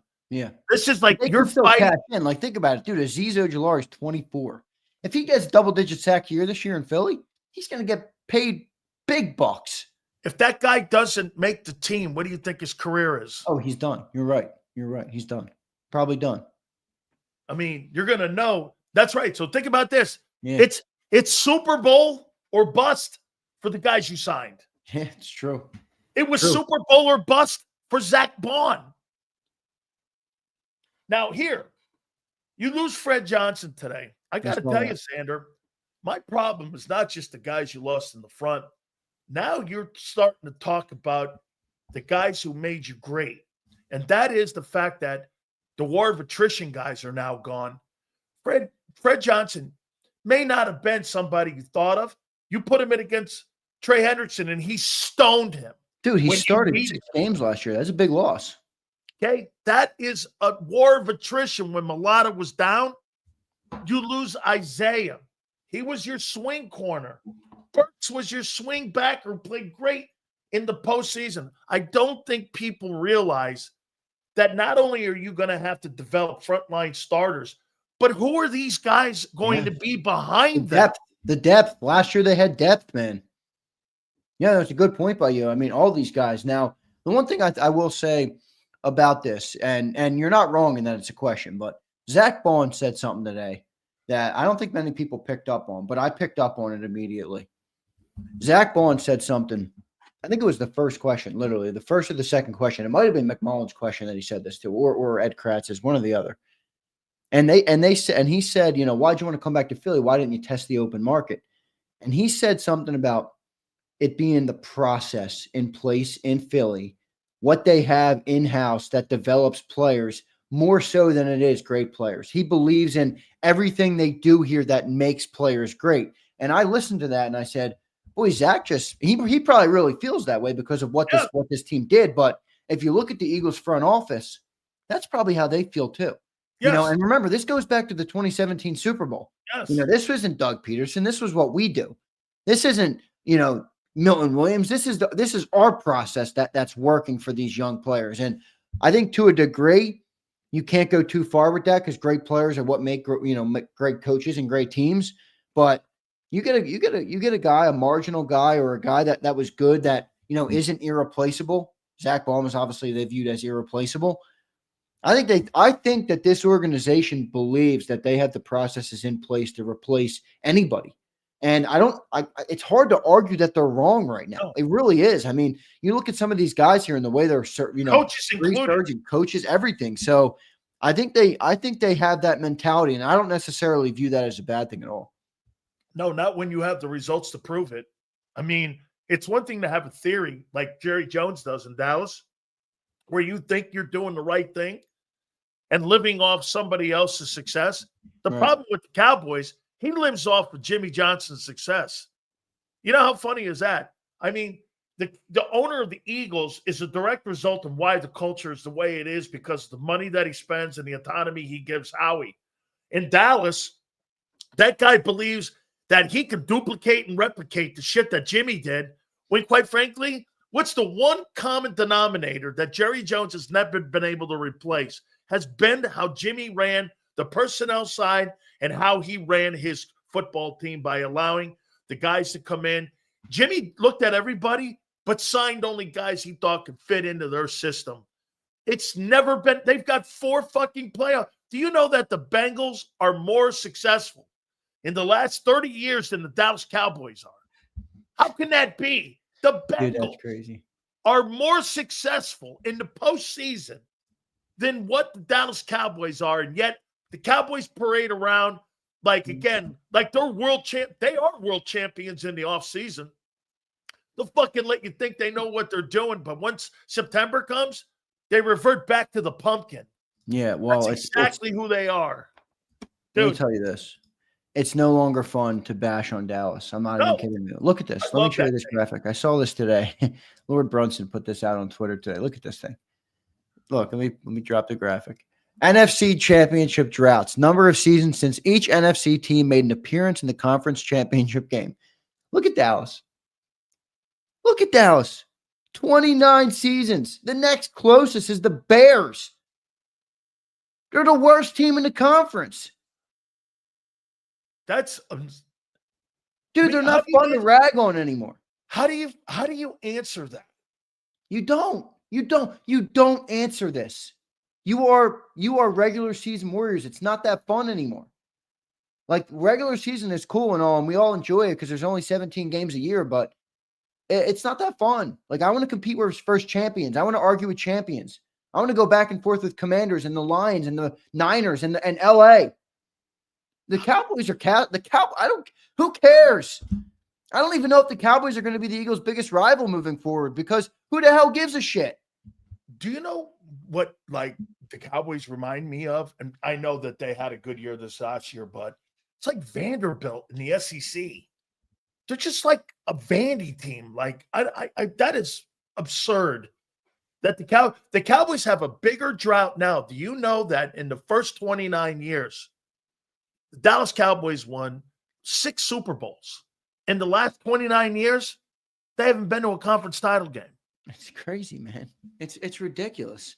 Now, look, I know Twiz says 5 rings. Yeah, they'll tell you that they're 5. And look, you can't take away 5 rings. All right, that's good work. 5 rings, but yeah, MySpace was important back when they won your last one. Come on, man. You gotta move forward a little bit with the times here. You gotta win a modern one. But I don't know how, like, Jerry Jones. Does Jerry? I mean, I get a kick out of Jerry Jones because people love ragging on him. I love ragging on him. I get it. It's funny, but the guy's a genius businessman. He's turned a 4. He's worth $12-15 billion. Anybody worth that money, I'm sorry, hate to break it to you, is not that stupid.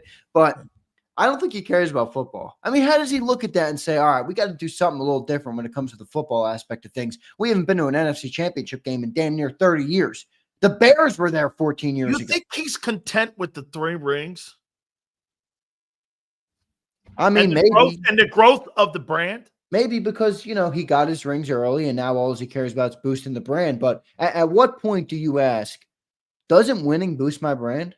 Think about the Eagles. I mean, dude, I know a Super Bowl. I don't think a Super Bowl is going to boost the brand of the Cowboys. They're the most expensive. Dude, are you kidding me? They're the number 1 franchise now, and they haven't done shit in 30 years. I know, but think about how much that would compound. Think about how many people would break out the Dallas Cowboys hat. It's like the Yankee hat, bro. It's iconic. It's the Yankee hat. I think he looks at it and goes like this. Well, wait a minute. I haven't done shit in 40 and 30 years, and I'm the number 1 brand in all of sports in the world. Maybe you're right. Maybe you're right. At some Because his point, actions surely show it, don't they? I know, but look, you're always going to grow. Your company, especially when you're a football owner, is always going to go up. I mean, when's the last time a football team, No. went down in value? I'm sorry, Even it the Jacks, doesn't that's happen. not Right? working. No. It doesn't happen. Exactly. So you're going to go up, but is it the difference between going up 1 billion in the next 2 years or 4 billion? Like, I legitimately think the Cowboys would become a $20 billion organization if they were a Super Bowl winning team consistently, but they're not. They're not. I think he's hurting business, but again, I don't think he cares that much about football. I really don't. I think he's more infatuated by the headlines and stuff as an owner and as a billionaire and as a guy that loves the headline. But I wish they would be better at football. I think it would make for a more fun commentary here on the show. I really mean that. I like, as much as, we hate our rivals and we want to see them suck, I like when teams are good. Like, how much more fun has it been talking to James Jones and the Commander fans this year? Yeah. You guys are good. Welcome to the party. Yeah. You got a quarterback. You got a team now. It's fun. I like The great Cowboys games. suck. I don't even care anymore. I like great games. I want to show you something here that, okay, and I'll tell you, I text him. I'm okay to say this. I got this from Dan Morgan on the top 10 picks that they have on they got like 50 boards, but on one of their boards, Right. I go, just give me one of them. He goes, okay. He's got 3 quarterbacks in the first 10 picks. Jackson Dart. I'm like, the kid from Ole Miss? He goes, we got him going to New Orleans. I'm not going to lie to you. Jackson Dart, a lot of people are out on him. If he goes to the perfect spot, which I don't think New Orleans is. Kellen Moore? I don't think that's it. I think Kellen needs a more established quarterback. Kellen's not in the developing game. We saw that last year. He didn't develop the passing game. It wasn't working. Yeah, that's true. Dak had a perfect skill set for Kellen, though. Think about it. He really does. He's got the perfect skill set for Kellen. Maybe. I'm just saying. I think Jackson Dart. I'm not saying he's going to be a good guy. Well, he might suck. I'm just saying he does have a couple traits that I've seen where I'm like, maybe if the right coach gets their hands on him, they could do something with him. He can throw the ball downfield. He can throw a cross body. He can escape the pocket a little bit. I like it. The other guy I'm coming around on a little bit, and maybe this is what happens to every NFL team, what's happening to me. I'm starting to think Shedeur Sanders could be a guy. Get this. He's got him going to Cleveland with 2. He's got Cam Ward going 1. Yep. And where was Dart going? 10? 9 to New Orleans. 9 to New Orleans. They're going to move off of most likely Derek Carr because of the money. He's owed $35 million. That's coming up in the next month, I think it is. Yeah, we'll see what they do here. See, I think Carr is a good fit for Kellen. The money, though, remember, they're $62 million over the cap. I know, but I mean, shit. We've all learned that's pretty much fake. They were like $90 million under the cap, and they signed 13 free agents. I'm like, where's this money coming from? That's why I hate the stupid cap talk. I mean, everybody loves to argue about the cap. I'm like, it's real, but it's fake at the same time. That's why when John told me the thing about the cash, I'm like, okay, now this makes sense.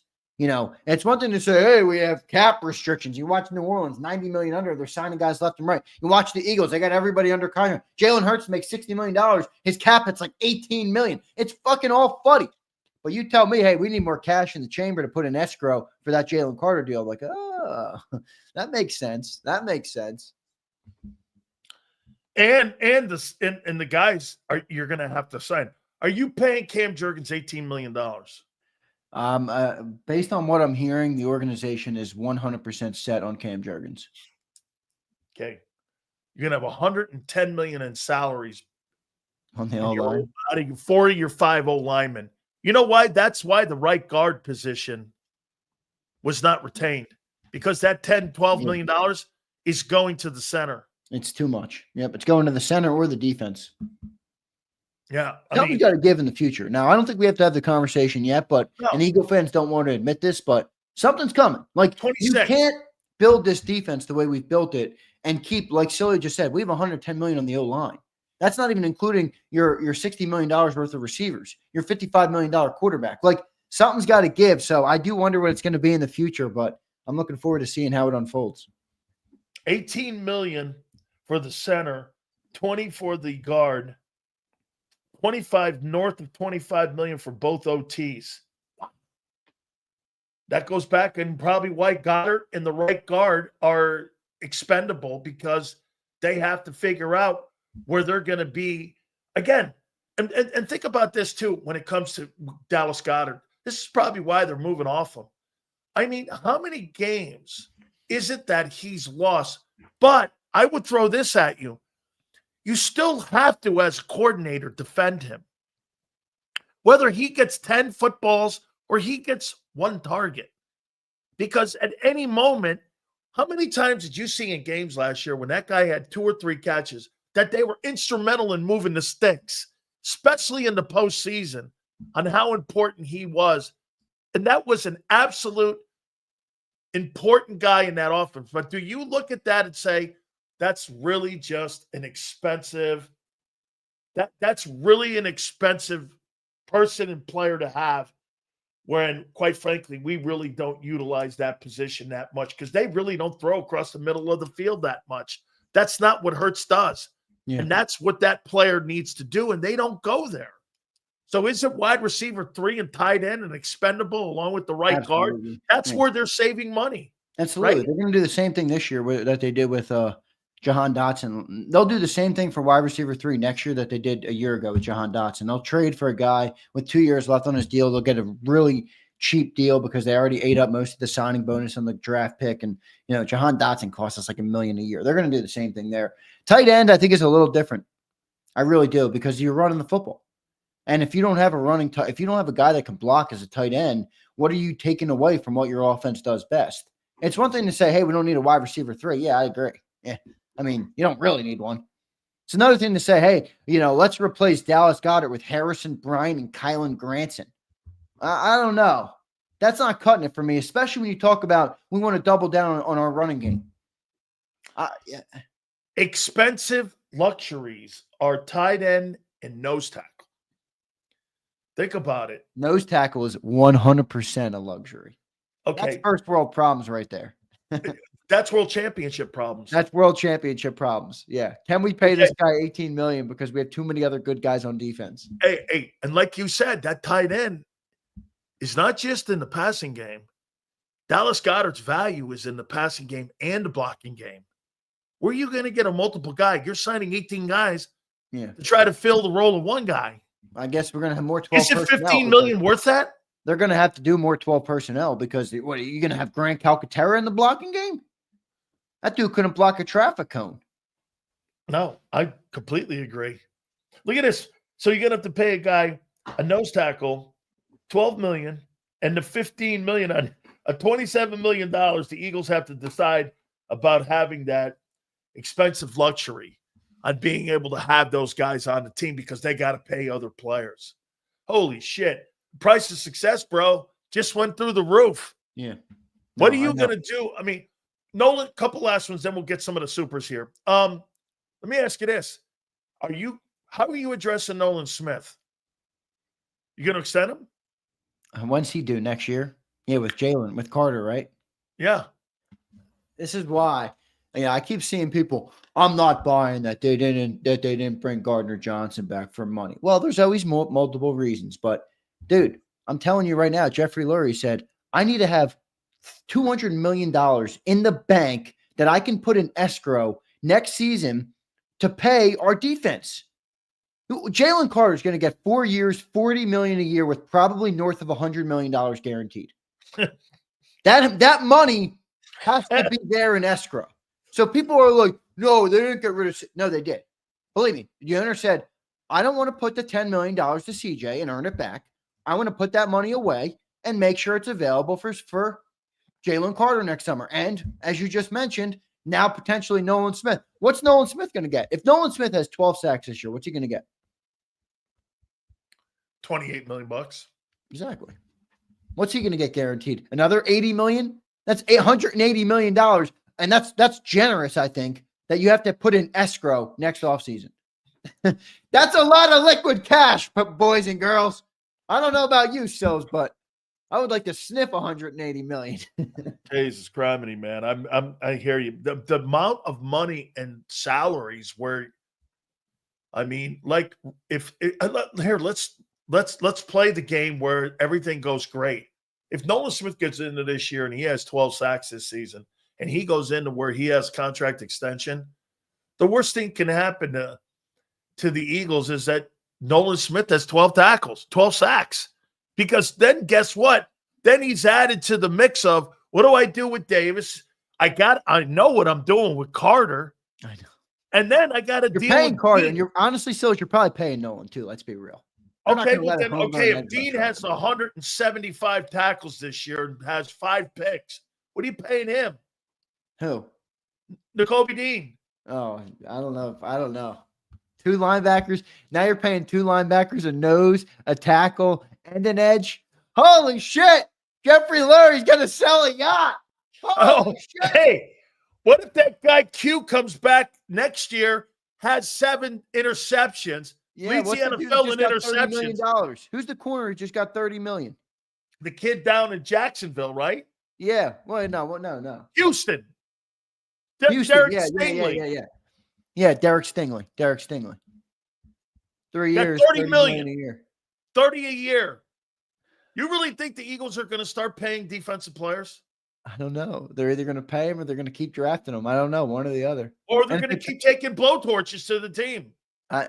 Look, this is Hugh Douglas on WIP. He's my favorite guy over there. All right, one of the few that I like on that station. Hugh Douglas, all the time.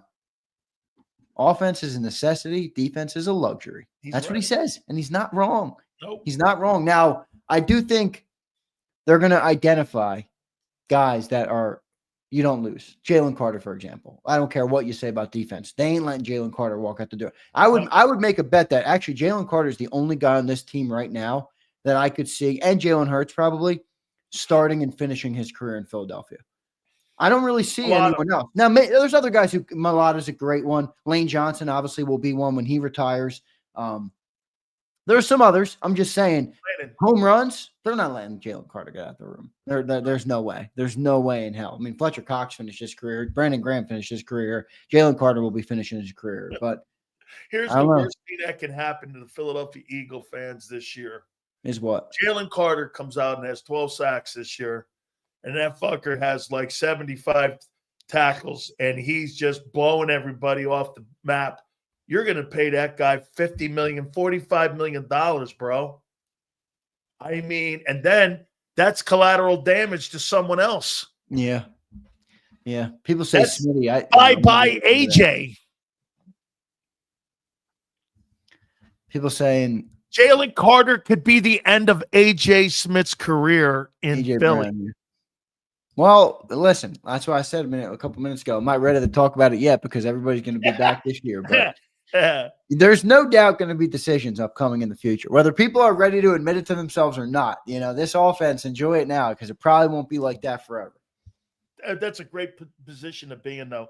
Remember I told you this before we get to the Supers. Remember I told you, keep an eye on your boy Jalen Milroe going to the Steelers. He was in Pittsburgh today, and on his pro day, he ran a 4.37. I saw that. I know, but what's that doing for me? You know, I guess in the modern day where dual threat quarterbacks have really taken over the league, and I think it's a good thing. You know, I keep going back to that thing John Morgan said. I think he's spot on, man. And I think it's also a reason that so many rookie quarterbacks are playing so well now is because they have that ability to extend the play. So Jalen Milroe, for those who watch the show, they know I'm not the biggest fan because I'm an Alabama fan and he didn't quite get the job done at the University of Alabama. But I will say, I think he could work out in the NFL. I know that it might sound crazy. He didn't work out at Bama, but he will work out in the NFL. I could see it. I could see the right coach giving him the right system. He's got to get a little better in throwing the ball, more accuracy and stuff, a little bit, you know, it's almost like he needs to be more gun shy. Sometimes he slings it just in the wrong situations, but the right coach, I could see it, man. I could see it. I don't know if Pittsburgh's the one, but I mean, you just got DK Metcalf and you got George Pickens. You're going to give him Jalen Milroe? Here, how about this? So he's 6'2", he's 220. He has a Cotton Bowl Classic. He's got a national championship ring. played in the Sugar Bowl, played in the Rose Bowl, Senior Bowl. He's all SEC. Don't you think he had a better career than Jalen Hurts did? Jalen was the SEC Jalen player. Hurts was SEC player of the year, his rookie year, freshman year. I don't know, 26-2 as a starter. Went to the national championship, lost. Went to the national championship again and won. Came back and beat the Georgia Bulldogs in the SEC championship game when Tua got hurt with the hip injury. I don't know. Jalen had a storied career in Alabama, man. This guy was the MVP in the SEC title game, beating number 1 ranked Georgia. He never won a natty. 27-24. Never won a natty. Well, he's got a national championship ring. He was on that 22 team. Well, he was on the 22 team, yeah, with Bryce Young. But, yeah, Okay. I don't know. Milrose, not my favorite, but I do think he could be good. How about this? This is a good take right here. All right. Josh Prout. He says Hurts boosted Milrose stock. He How did. about this, Josh? I'll go further. Hurts boosted every quarterback in the draft this year's stock because, as Sileo said, we haven't really had a dual threat guy win. All right. You haven't had a guy win recently in dual threat. Now you just watched Jalen Hurts throttle everybody on his way to a Super Bowl win. So I think Cam Ward stock went up. Shedeur Sanders stock went up. Dart, Milroe, everybody. All the dual threat guys who are coming up. I think everybody's stock was boosted because of Jalen Hurts' success. I see Jamarcus Russell with Shedeur Sanders. The drag. I know. I'm talking myself into him a little bit. You know what my thing is? I love athletes who are controversial like Deion was. I love that. I love that shit. I don't know why I do. I love a dude that has such a big swagger personality mentality that so many people shrivel up and cannot handle it. Oh my God, he has confidence. Oh my God, he's arrogant. Sometimes I love that shit. And now I'm starting to love Shedeur Sanders and talk myself into him because I'm like, shit, he's got Deion's genes. He's got swagger. He's got confidence. He believes in himself. I like it. Now we'll see. But I like it. I wonder why now I know why you like me. All right. I get it now. Okay. Sure. No, it's true though. I do like that shit, man. I like that. I like when the suits of the world, all the stooges, ooh, he's not supposed to do it that way. Fuck you. Not supposed to do it that way. I'll do it whatever way I want. You keep writing about it, all right? You keep talking about it. I'll keep What's this guy game. sound like? Holy shit. I love it, man. That's good stuff. You're right, man. Xander, that's good. All right, let's get to some of these supers here, man. So then we've got Philly 500 at the bottom of the hour, too. Oh, shit. So we'll get to him. Let's get to some of these supers here, yeah, brother. I was talking to my boy 500 last night. Their YouTube's handling some stuff for us here. Elian, what's up, Elian? Elian Montemayor. Look at that name. I like it. How you doing there, brother? He says, do you think the Eagles would be interested in safety prospects, Andrew Makuba or Billy Bowman? I think they would. I just don't think they're going to use a top pick on. No. If they take a safety, it'll be 3 to 5. Yeah, I think the highest would be 3. Yeah, 3 to 5. I think it's somewhere in there because, again, they're going to create – they love what they have on their roster. They want to create competition. And I believe, again, Xander, like I said, it's clear to me where they're going in the draft in the first 2 picks. They're going D-line, tackle or edge, and tight end. I mean, you said it perfectly today. Hey, just because they brought in all these edge rushers and these tight end guys, that's not going to procure them from going into the draft and get it. To me, it's more of a signal on where they're going in the draft for them to be able to go in there and go. They're telling you they brought so many edge rushers in. They're not sure what they have yet. They want to create competition. They're going to draft a guy there too. Yeah. No, you're probably right. I like the 3 guys you mentioned the other day on the show. The 3 position groups, at least tackle, edge, and offensive lineman. I think that's where I think that 32nd pick, if they don't move up or out, I think that's where they are in those three groups. Bob Brown, the legend. Yo, Bob, thank you, brother. Member for 24 months. Look at that, man. That's 2 years of membership on JAKIB Sports. Bob Brown, we love you. We appreciate you, my man. Thank you so much. One of our smartest, best viewers here on JAKIB Sports. He says, Sills, I know it's a different sport, but in baseball, they pay closers more than $18 million to come in 1 to 2 times a week for 1 or 2 outs. They are specialists. Davis is our closer to the running game. Well, I agree, Bob. Baseball's got unlimited pocketbooks, man. Yeah, that difference in baseball, though, that money's guaranteed, man. I mean, it's unlimited. You can pay as many people as you want. Right, that's right. It's all about the rich. If you have a great TV network like the Yes Network with the Yankees. Yeah. The Yes Network allows the Yankees to pay Judge all that money, and they can go out and sign a guy for $300 million. Now, right? Comcast, too, with the Phillies. They got a great deal with them. People don't realize that. They got a great deal. I mean, even the SNY Network with the Mets on how they were able to sign Soto. They were able to sign him because they've got that extra resources. You think the Cincinnati Reds have that? You're right. There's no cap in that. Now, they have a luxury tax that if you go over a luxury tax that you have to pay, but baseball has unlimited numbers and unlimited pockets when it comes to spending the money out there too. So, but I get your point. And here, I talked myself into it last night watching him play. The majority of the time, the Eagles were in 3rd and 2. I mean, they were 3rd and 2, 3rd and 2. They kept opposing teams in 3rd and 9, 3rd and 11, 3rd and 12. If it wasn't for Jordan Davis, like we said last year, if he plays less, that means you're 3rd and long. Okay? Yeah, it means if Jordan Davis plays less, it means Jordan Davis is playing good. That's right. It's weird. That's right. And you're a nickel. I know. And your chances of them competing 3rd and 11, not going to happen. So isn't it funny? You got to look at him inside out almost. Yeah. It's true. It's a good point. This guy says, so why didn't the Yanks give Ohtani $1 billion? Smitty, don't get me started on the Yanks. They made basically every wrong decision in the last couple of years. I don't know what they're doing. Let me tell you about Shohei Ohtani in Japan. Holy fuck, is he great.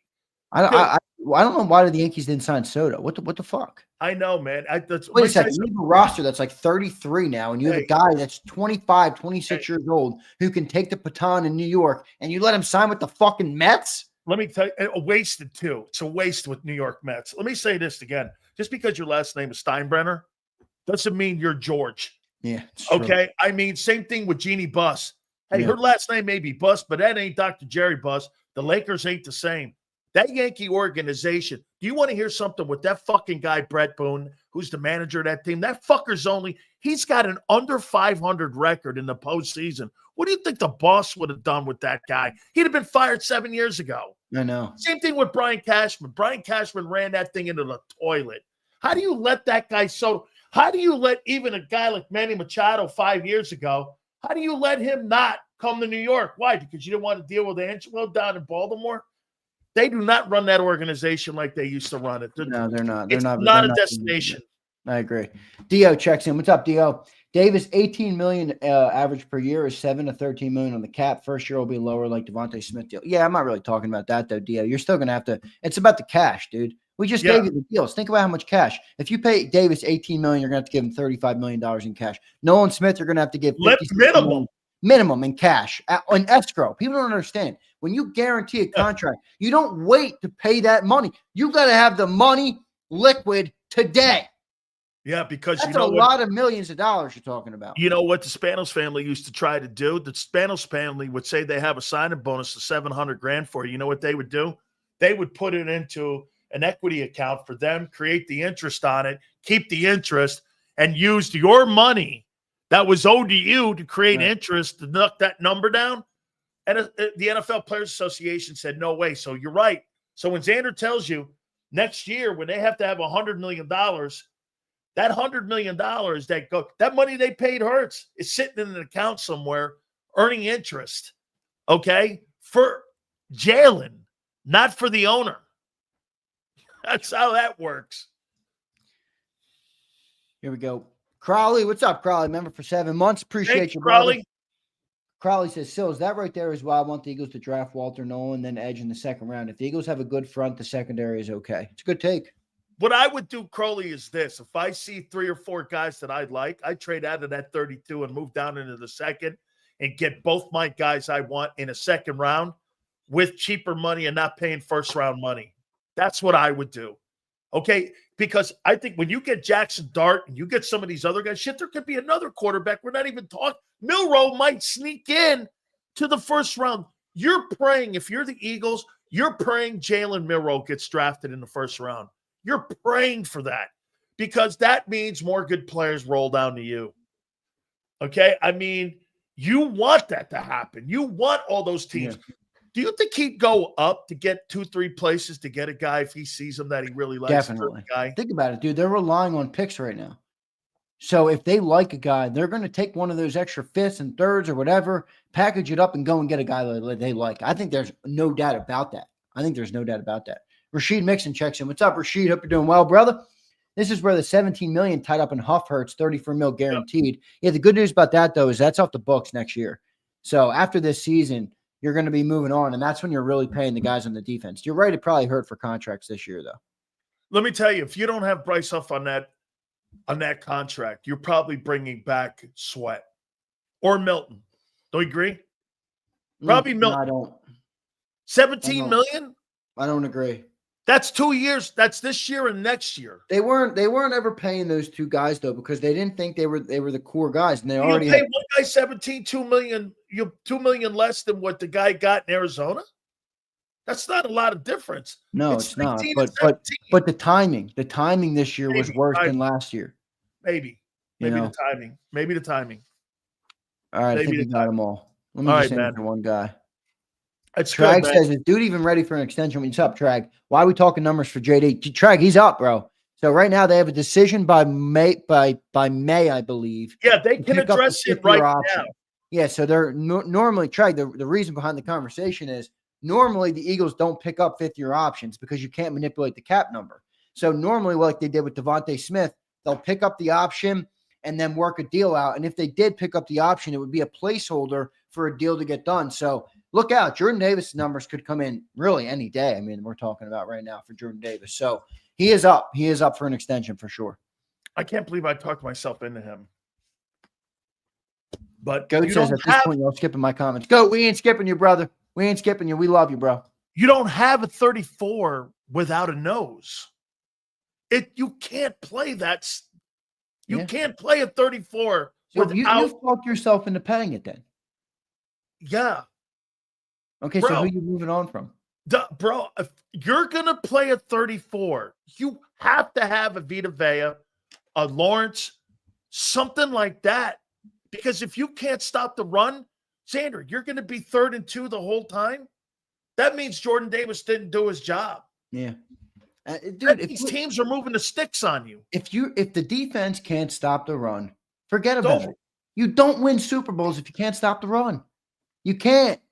So you could make the argument that he is the 3rd most important player on your defense between Carter, your corner, and also your nose.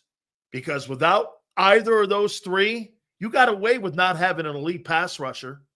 You didn't get away with not having a good corner, a good tackle, and a guy who helped in the run. You didn't get away with that. By the way, I heard you say something. And to me, that's a great question. Are you going to leave Q over there at CB2 and leave CB1 to Keely Ringo? That's a fucking mistake. Yeah, well, John said he thinks they're going to move Quignon. Okay. Yeah, John said he thinks they're going to move him. Whole different technique, but I think he's good enough. He showed that shit. They were playing him sometimes at the nickel. Yeah, I think he's good, man. I'm not worried about Quignon at all. I think. So you're going to put Keely over at 2. You're gonna put Quignon where Slay was. Okay, and so Keely Ringo's wide receiver 2. I mean, quarterback 2. Cornerback, yep, yeah. I could see that. I like Keely Ringo. What we got to say, but I like him. I mean, I like the potential of him, but there's that word, and you hate that word, and I'm not allowed to bring that word up on your show because I get roasted every time I do. Hey, the guy's got potential. Let's see if he can live up to it. Yeah, potential means I ain't done shit. Would you be interested in a Goddard and Huff? Stop with the Huff trade. Huff has no value. Huff has zero value. I don't know what people don't understand about this. Just because you're trading the contract. This is why you don't get a fourth overall pick for A.J. Brown. A.J. Brown is probably better than someone you're going to draft at 4th overall, but nobody is sending you the 4th overall pick for a $32 million wide receiver. Nobody is doing that. That doesn't make sense for an NFL team. Same thing with Bryce Huff. You're not acquiring Bryce Huff for a 4th or 5th or 6th round pick and then taking on his contract. You're not doing that. Nobody. Bryce Huff's value is a future 7th, a future 6th, like 2027. Next year. I think Howie would go even longer like he did with Reddick. Okay. I mean, because unless Howie was going to eat half that salary. Then you start talking about maybe moving. But then again, remember something. Huff They will be better signed- this year because he They can't be signed worse. him off the street. Huff will be better this year. Okay, John. Dude, he can't be worse. He legitimately can't be worse. I'll tell you this. Here's another guy. You play him less, he might be better. Yeah, third downs. Yeah. Go get the quarterback. Yeah, go hit the quarterback. Right. But you can't do that. And holy shit, we really fucked up. Oh, man, I tell you. Hey, that Jordan Davis thing, man, made me think last night and even more so today.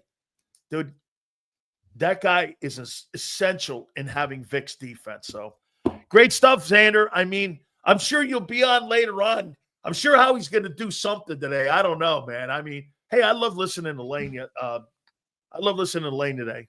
Yeah, I didn't hear all of Lane. I was running wild, but in the midday here today. But yeah, I'm going to comment. I heard Bond. I'm going to go back and listen to Lane tonight. Yeah, I'm gonna comment on that. We're gonna get Philly 500 coming up here in a second. Xander, great stuff. We will catch you tomorrow morning, my friend. Appreciate you, Sills. Love all you guys. Hit that like button. Thanks, everybody. Appreciate you, Sills. You got it. You bet, Big Z. I appreciate you doing that here. Don't forget, make sure you do that and check it out here, man. I'll tell you what. I said this. I said this about Brandon Graham. You know, a guy like Philly 500. I see his posts all the time, and I see his videos and such that he makes all the time.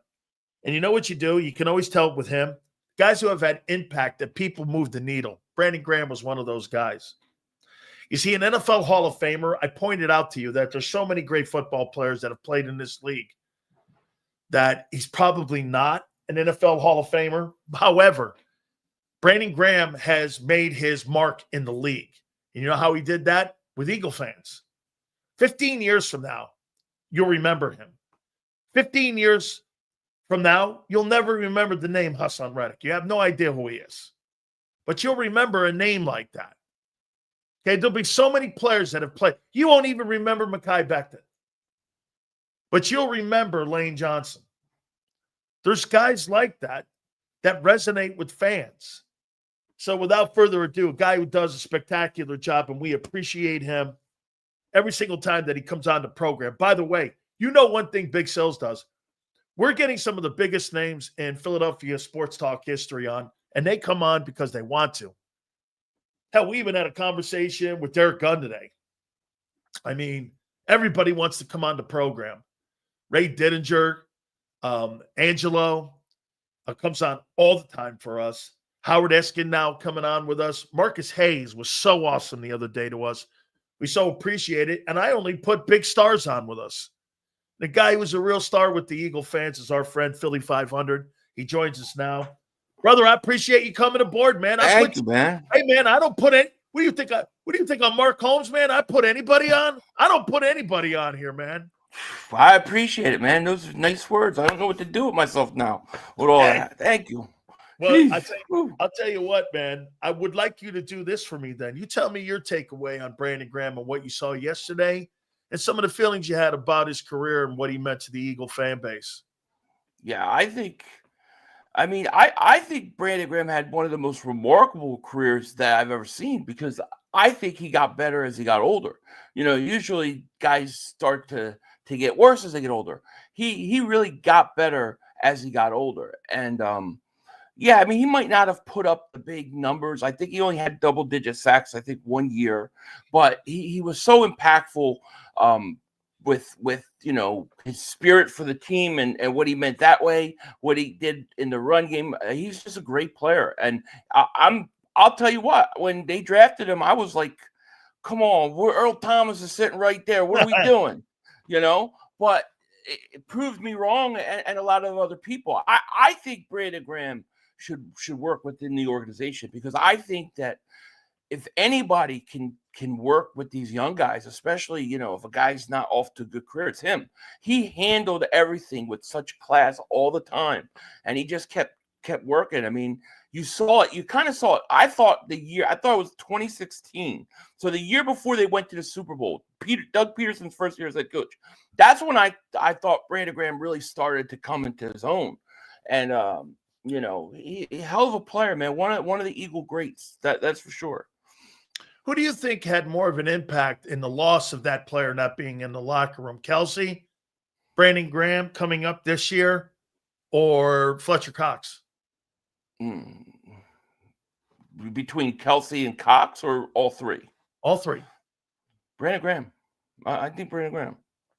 Why? I think he's harder to replace, because I think what Brandon Graham brings to brings to that locker room, brings to that team emotionally. We saw the year he tore, what was it? He had Achilles or something, and he was out. Defense was not the same without him on there. And Fletcher Cox may have been the better player, and even Kelsey. But I mean, look, Kelsey left, and what happened? Cam Jurgens came in. You won a Super Bowl. It wasn't all that bad. I think Brandon Graham, for everything he gives you as a complete player, I think it's going to be a tough loss. All right, I got to be Big Sills here for you a little bit here. Now, I want you to correct me here. So, this guy had a 42-minute interview, thanking everybody from Big Dom to person that parked the cars. No mention of Nick Sirianni. Not one time in that presser did he mention Nick Sirianni. I mean, he's sitting right in front of him, Philly. He's there right in front of him, and he mentions Doug. He mentions Andy. He mentions everybody, and there he is. Nick Sirianni is sitting right in front of him, and he don't mention that guy. Nothing. You mean Super Bowl winner, Nick Sirianni? Okay. Super Bowl champion. You're right. He just won a Super Bowl a month and a half ago with the guy. He's there 40 minutes. He don't mention him. I don't know, man. I don't know where you come up with this stuff. Like, that's the last thing maybe he didn't. But be a big boy, Nick. Be a big boy. Eat a cannoli and don't worry about it. I'm sure it wasn't on purpose. You know what I mean? I don't know. It's not a big deal. I don't think he doesn't say shit to him. You don't know what he said. You don't know what he said, to him one-on-one. Maybe that was more important conversation. How the hell should I know? Oh, man, I just was like, wow, man, what a bail on you on that.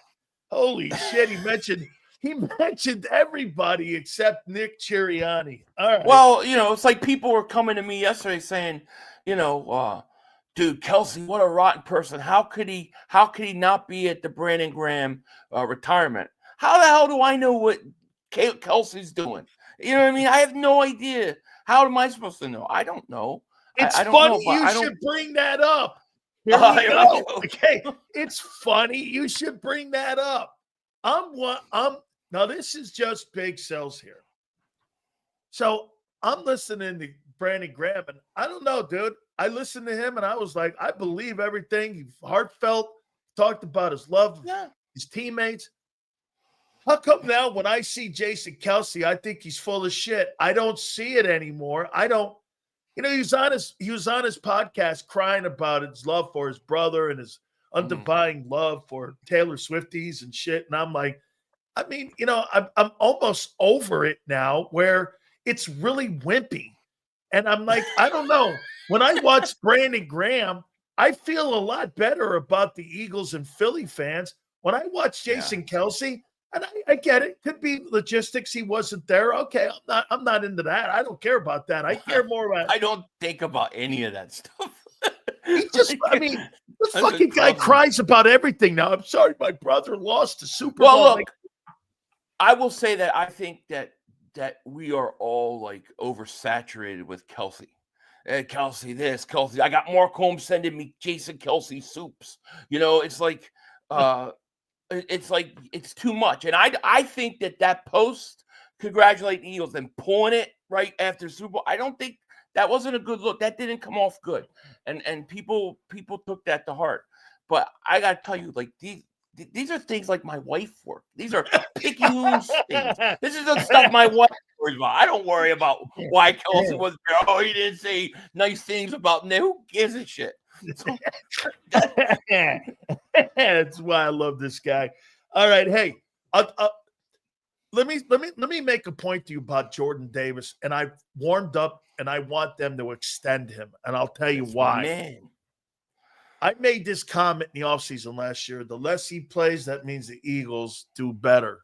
And I made it this point.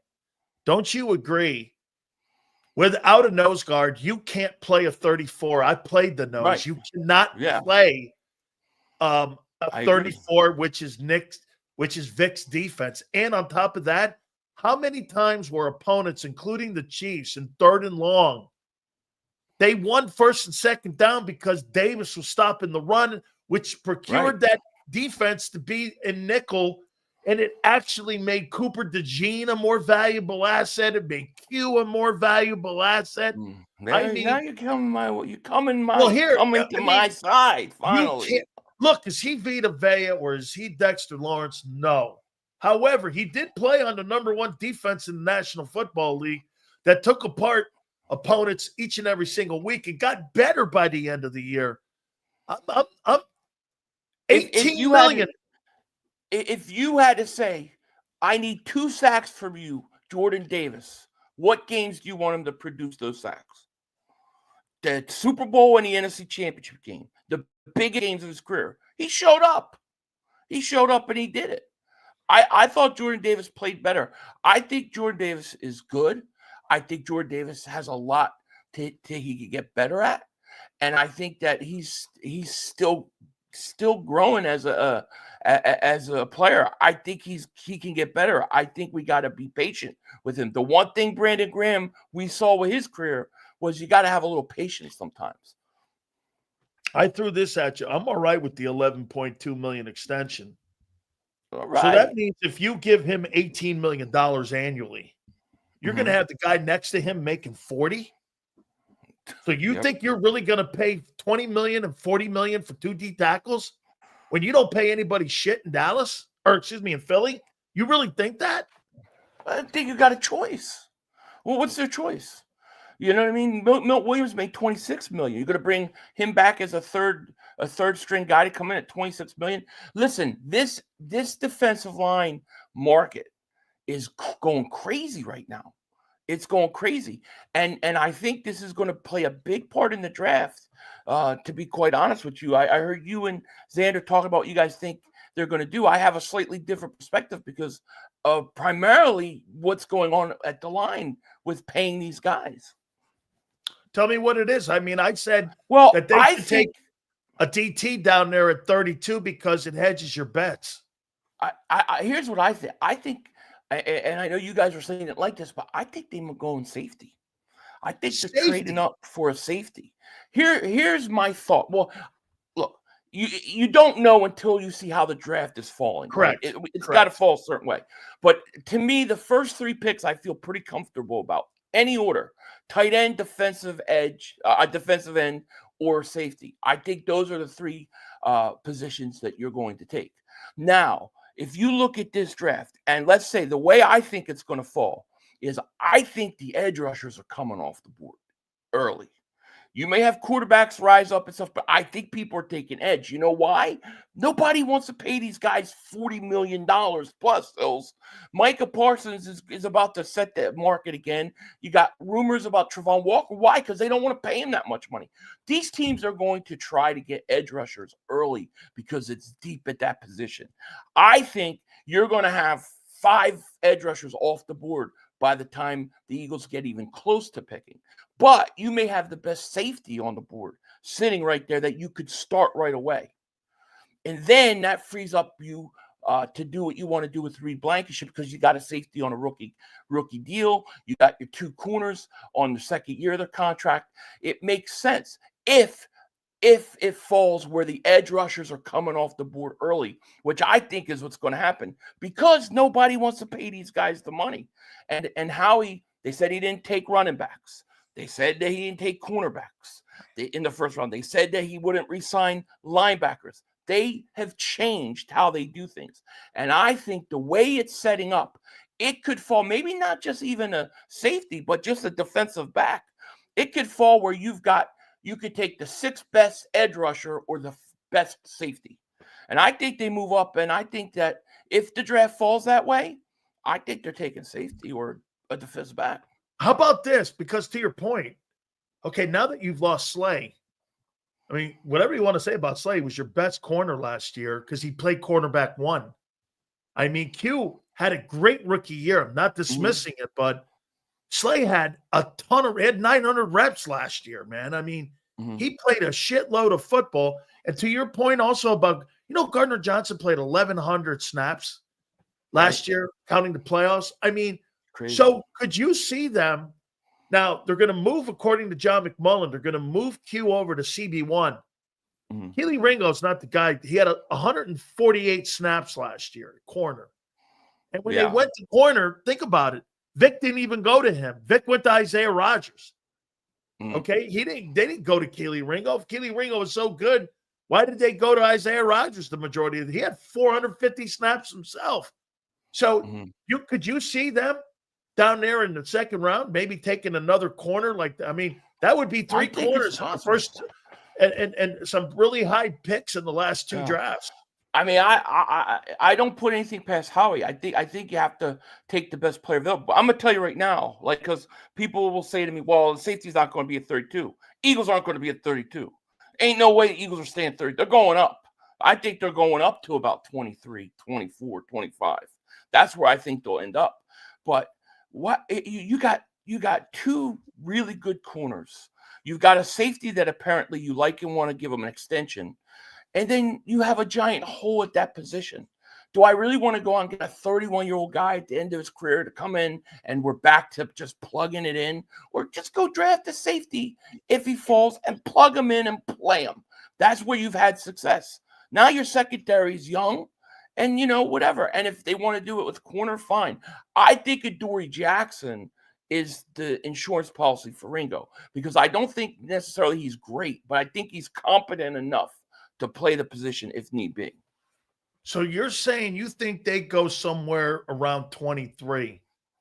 I do. I think the tight end from Michigan is in that conversation. Yeah. The Colston Loveland kid is in that. Yeah. That Nick Scourton from A&M is in that position. It's funny you should say that. The East Carolina corner is in there. That Siobhan Ravel is in there, who people really like. Could be in that position. Javon Walker is in that 23 to 25 role in there. So if they move up, do you think they're going to? He's gone. I think he's going early. I think they go way earlier than what we've seen.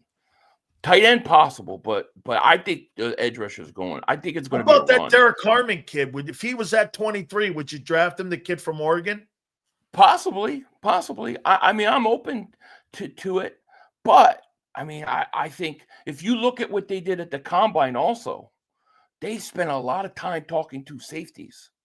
They specifically were out talking to safeties. So I think, to me, the way I think it's going to fall, and this is my guess, I think they're going to see how this thing falls. If my prediction is true that there's going to be a heavy run on edge rushers, I think they're open to doing it. Going up against. You made a great point about Howie at the combines. I should have picked that up because he was telegraphing that with all the safeties they talked about, moving off of Gardner Johnson. That was prior to moving off of Gardner Johnson when they were at the combines. So he was telegraphing that they were going to do something there at the combines because of all the interviews. They had more interviews with safeties at pro days and at the combines than they did any other position so far this offseason. Yeah. Well, I mean, what would it mean to your secondary if, let's say, I don't know, let's say Malachi Starks, just as an example. Say you draft him and he can play and start right away and give you the impact that Cooper DeJean and Q gave you first year. I mean, that's a pretty damn good secondary for years to come, is it not? Now you got a guy on a rookie deal. If they do that, if they draft that, they're going to move Cooper out to the numbers. I know people say they don't want to. I personally don't want to, but you do wonder if he would like it because eventually, you're going to get paid more at that position than in the slot. So, I mean, we'll have to see. But I think that it's not just, I think the way the draft falls is important. If safeties are coming off early and other positions and the edge rushers are dropping, then take an edge rusher. I have no problem with that. But I think it's I think safety is more in play than people think, is what I'm saying. I agree with you. There's no question about it. I think it's going to be interesting to see where they end up going here with this. Now, listen, I got 2 more here for you. I'll let you go here, but here's what I think. And I brought this up to people. All these guys that they brought in were all guys that had been highly evaluated. Most of them are first, second, and third round picks that the Eagles have signed. And all these guys have been bombs everywhere that they've been. Now, again, that's not an indictment so much to say on the player, but mostly on, especially after the New York Giants. I mean, what am I supposed to believe in what the Giants do after they just let go of Saquon Barkley? How the fuck do I look at Joe Schoen and go, that guy knows what he's doing in evaluating talent? So there's no possible way that I'm not going to give the kid that they just signed here, this kid Jackson, a potential look at. But here's what I think, and I'm going to give you an example. When Jimmy Johnson was building the Cowboys, he had a philosophy of this. He drafted guys that he liked. Then he brought in a shitload of free agents. If his draft choices couldn't beat out veteran-type guys who had been evaluated high draft picks, he knew that the guys that he had drafted, you can't beat that guy out. He created competition.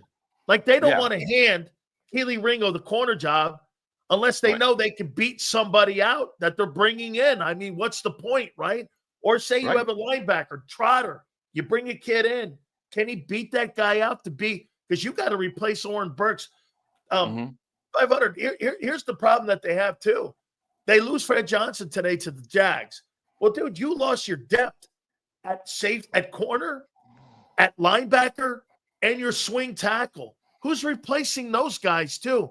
That was your war of attrition guys that you had. Like Fred Johnson stoned Trey Hendrickson in that Cincinnati game. Isaiah Rodgers had 450 snaps.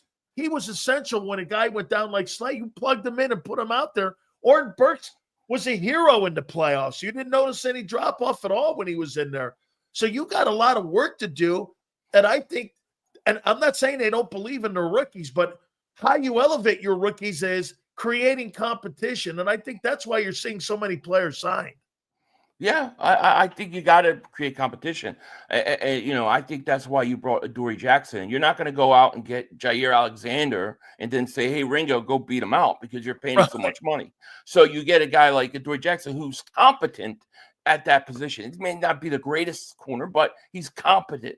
And I think, if they really wanted Isaiah Rodgers for what was it, $8 million guaranteed over 2 years, and then Oren Burks $5 million, they could have signed those guys. They could have afforded that.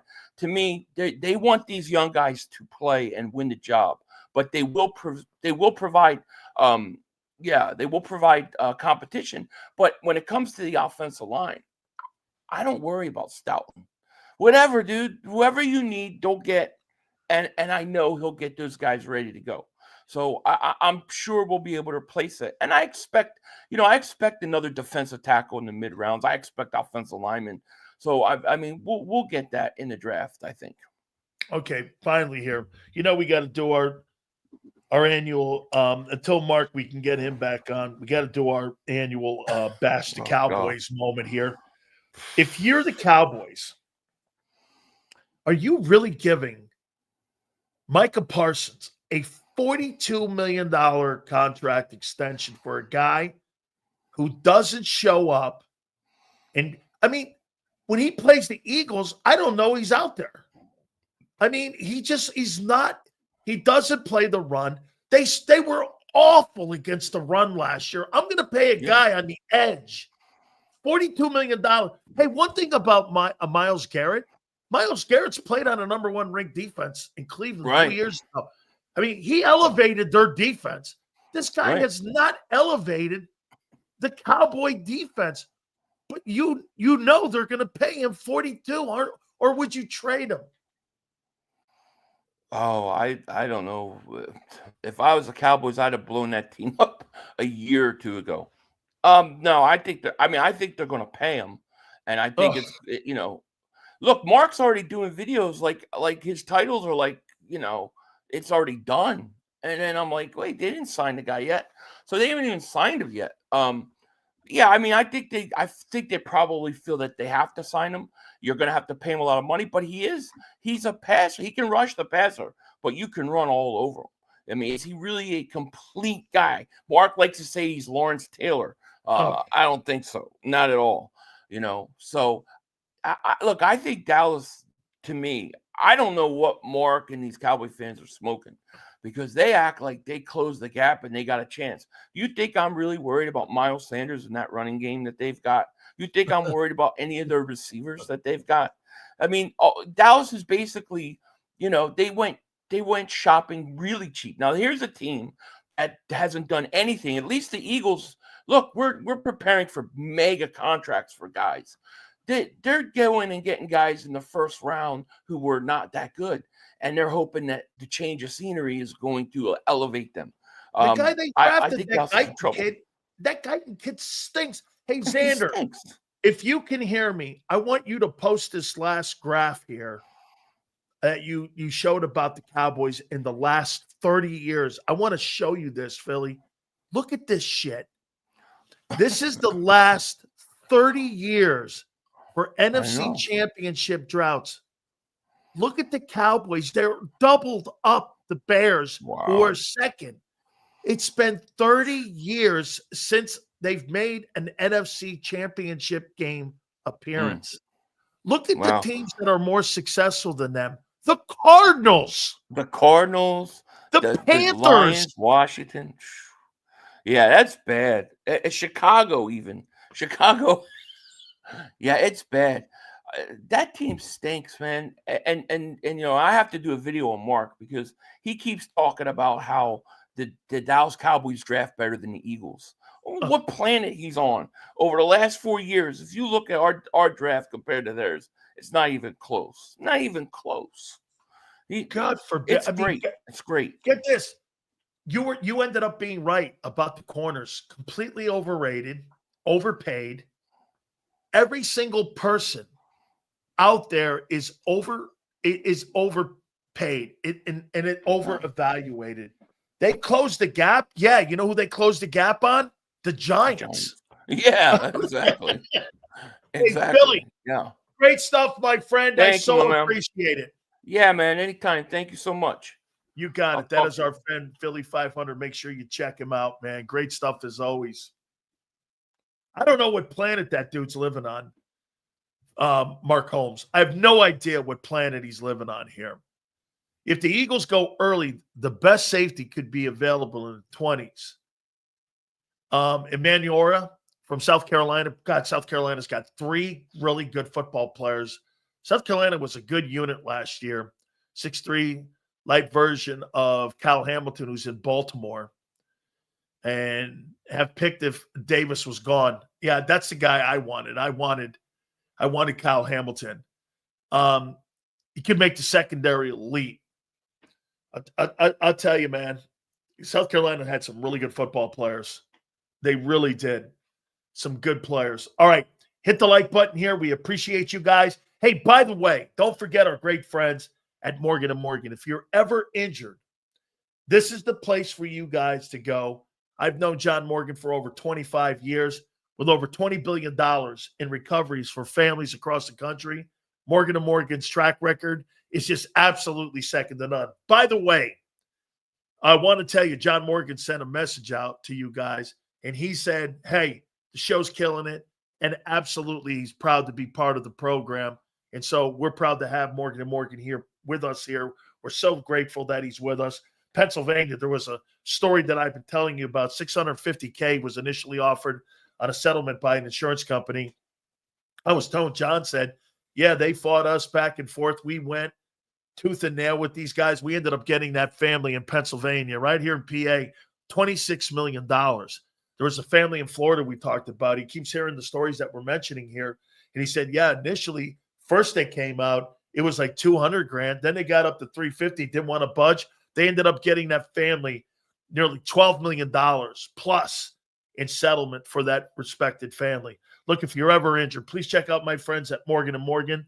The fee is free unless they win. For more information, go to forthepeople.com/big sales or pound law 529.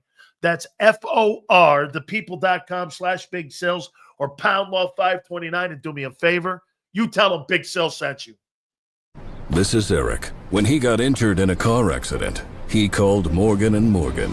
He not only gets a lawyer, he gets trial lawyers like Sam and Jessica who are in it to win it. He gets his own investigators with briefcases, leather ones. And if you ever have questions, our customer service folks keep things rolling. Injured? We're your army.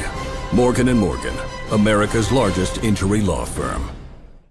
Your financial future is on the line. Are you ready for what's next? At Leone & Company Wealth Management, we help young professionals, business owners, and pre-retirees navigate the complexities of building and protecting wealth.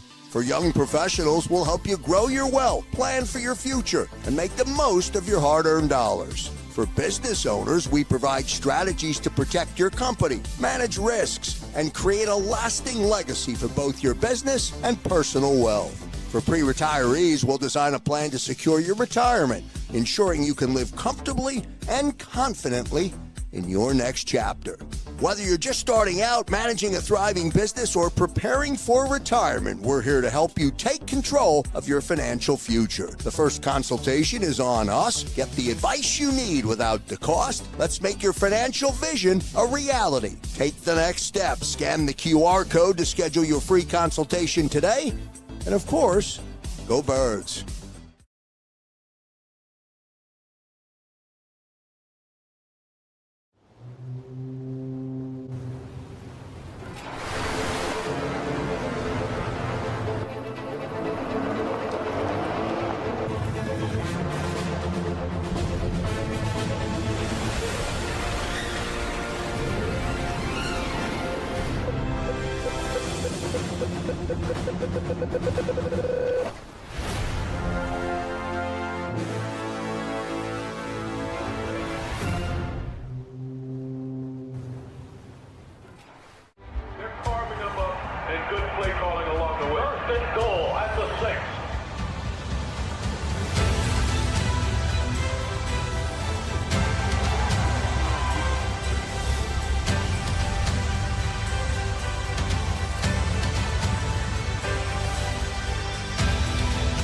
Field of life, First Trust Bank is there for you. Champions on 3. 1, 2, 3. Because Philadelphia dreams deserve a Philadelphia bank. In our hometown, we all look out for each other. We step up to keep our communities going strong. And at Independence Blue Cross, we're here to keep you going strong as the #1 health insurer in the region. No IBX is always looking out for you. EAGLES. Eagles.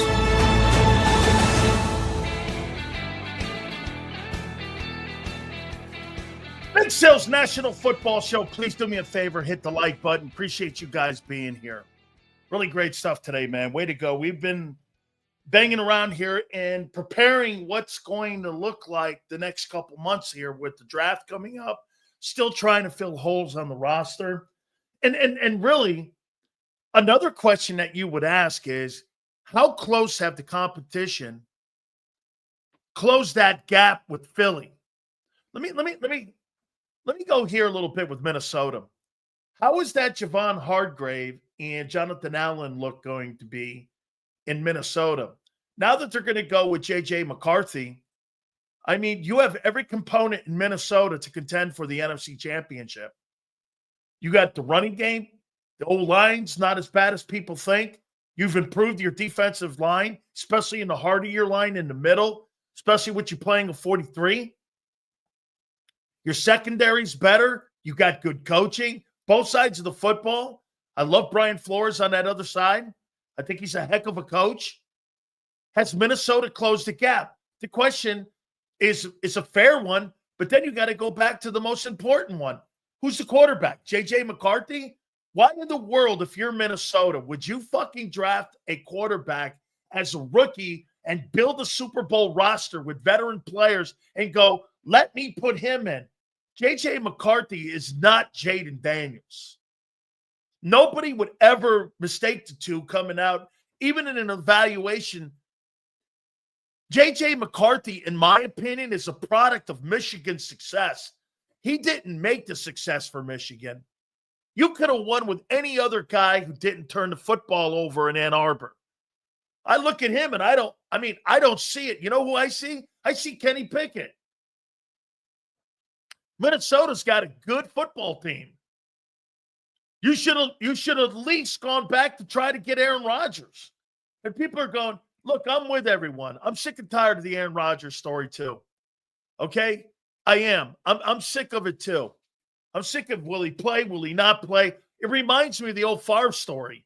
What Brett Favre's going to do. At least Favre was putting teams in the NFC Championship game. This guy's not doing shit. This guy's smoking weed somewhere, trying to be the vice president of the United States. He's doing everything other than play football. Okay? I mean, everything but play ball. It was a colossal. Let me say this to you. Zach Wilson was a failure in New York with the Jets. Aaron Rodgers was a bigger failure than Zach Wilson with the Jets because of the amount of money you spent getting Rodgers and the amount of draft picks you spent to get him in the building in New York. Aaron Rodgers was a complete failure. Will that be an indictment on his resume? Yeah. I mean, look, Brett Favre couldn't go to New York and save the damn thing. He went to Minnesota, did a nice job up there, got him in an NFC Championship game. Why wouldn't he have done that, and why wouldn't the Minnesota Vikings have done that? J.J. McCarthy's not leading you anywhere. See the problems there? It's at the quarterback. Here's another one. Milton Williams. So you paid $26 million, and I love the player. I have loved Milton Williams for the last 3 years. I told you many times he's a good ball player. $26 million? Okay. How are you using him? Here. Let me show you something here. When you do a radio show, there's a dude called the 1 seat. And then there's a dude called the 2 seat, co-pilot. In Philadelphia, you have that dynamic. Jalen Carter's the pilot.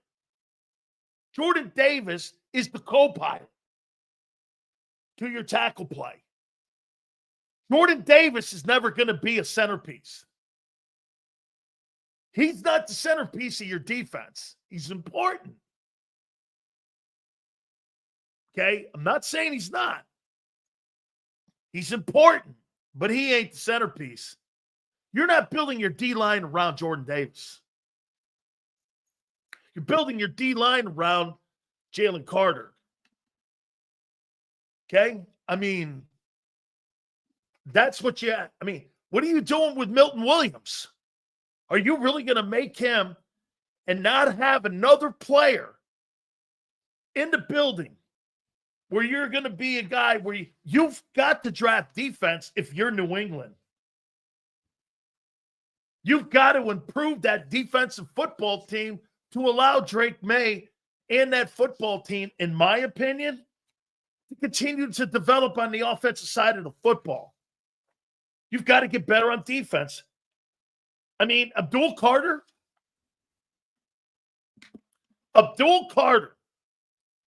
and Milton Williams, that's a good look.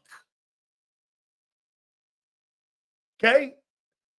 That's a good look for New England. I would do that. You get a perennial pass rusher, you put him on the other side of Milton, you got something in New England. Start to build your football front seven that way. Helps Milton. Milton helps him. You got some capable backers. You got some capable secondary guys. They spent a shitload of money on free agents already. New England could be a surprise team if they draft right, they coach right. If you take, like I said, Abdul Carter, where they're projected, and if Cleveland messes up, personally for me, I think Cleveland should take Travis Hunter, but they won't. Why? Because you have an offensive-minded coach, Kevin Stefanski, and they know they don't have a quarterback in the building. They signed 17 quarterbacks without having one. That's why they're going to go Shedeur Sanders in my opinion, at 2. Get Sanders at 2. That opens the door for you to be able to draft Abdul Carter. And that's again, and by the way, like I said, Travis Hunter's going to go to the Giants. Giants need secondary help. Get this. The New York Giants are either going to sign, depending on what Cleveland does, they're going to sign not an edge rusher. They got 2, Kayvon Thibodeau and Brian Burns. They just paid Brian Burns and gave up a second and a fifth and $25 million annually to Brian Burns. They're not drafting Abdul Carter. They're going to draft the quarterback or Travis Hunter. New York doesn't have a quarterback. That's why I say Cleveland takes him, because Cleveland don't have one. Cleveland's going to take Sanders. Why wouldn't they? By the way, you're on a rookie deal. You're not paying $25, $35 million. I mean, if Cleveland were smart, they should go get Kirk Cousins. But they're not smart. They got a good group of defensive football players. And at Cleveland, you could take Travis Hunter at 2. But they won't do that because they're in salary and money issues because of that Deshaun Watson deal. Hit the like button. Yeah, what are you going to do with Milton? Milton can't be a guy by himself. I mean, Milton wasn't a guy by himself in Philly. So I heard Mike Vrabel go. Mike Vrabel said, he goes, hey, man, we need more out of you. Well, if you're expecting that guy to get you 12 sacks, you're barking up the wrong tree because that's not who he is. He's going to create versatility in your front 7. Like, he's a guy that helps you across the board. Production-wise, he's a little above average in production. Like, he's not a 2-sack guy like when I watch him and I look at him, does he have the skill set of even a Kobe Turner, a defensive inside tackle that plays for the Rams? I don't know. Okay? Milton has to have somebody next to him, is my point. That's why I'm saying they're in a good position. If you're New England, go grab Abdul Carter, or if Travis Hunter's there, I don't think you can lose because the Browns are picking in front of you. Why is that significant? Because the Browns blow as an organization. Hit the like button. Guys, give me a total on the likes. I appreciate you guys here today. We're going to talk a little bit about what Lane Johnson said today. We'll do that a little bit here in a second, but yeah, Minnesota Vikings are landing. They're landing on J.J. McCarthy. I don't get it, man. I don't see it with that player. Hey, Dan, would you take it to get from 32 to number 3 or 4 in the NFL draft? Trading A.J. Brown. Is that what you want to do? You want to get to 3 or 4? Trade A.J. Brown. Trade Devontae Smith. Trade somebody like that. Then you can get to 3 or 4. Okay? Are you willing to do that? I wouldn't be. Why would I want to do that? Okay? I mean, now look, trading AJ to get up to, by the way, Xander said something earlier about AJ's money at 32. The Patriots have $120 million worth of cap space. They can pay that money and not think twice about it. And would he be worth it for Drake May? Let me ask you this. Was A.J. Brown worth trading for and signing and paying for Jalen Carter or for Jalen Hurts? Why wouldn't he be for Drake May? If I pay $32 million and I feel it's worth that for Jalen Hurts, why wouldn't I feel that if I'm Elliott Wolf to pay that money to have a guy like that for Drake May? I don't know. I would feel pretty good about that and not think twice about the money. I wouldn't think twice about it. You eventually have to pay a guy like that anyway.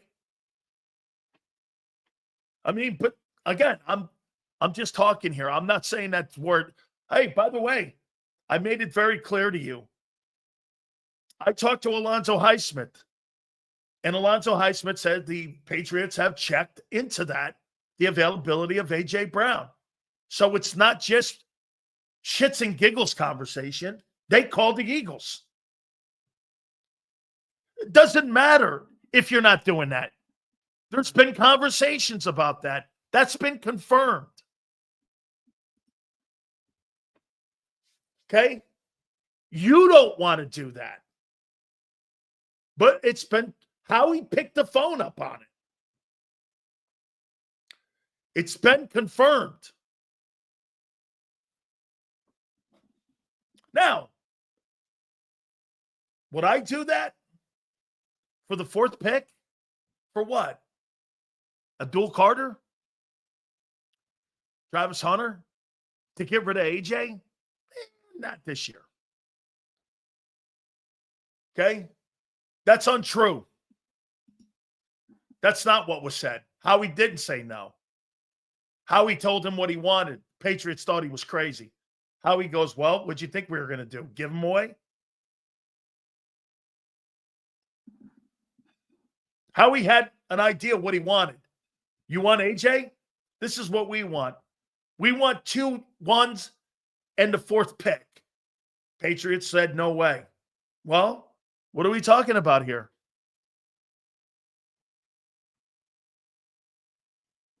Okay? I happen to agree with Howie.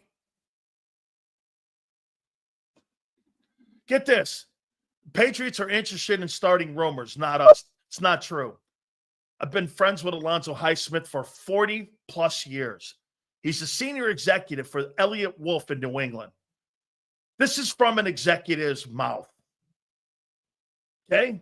And I showed text messages to Xander, Angelo Cataldi, Howard Eskin from Alonzo. It's fact. There were conversations.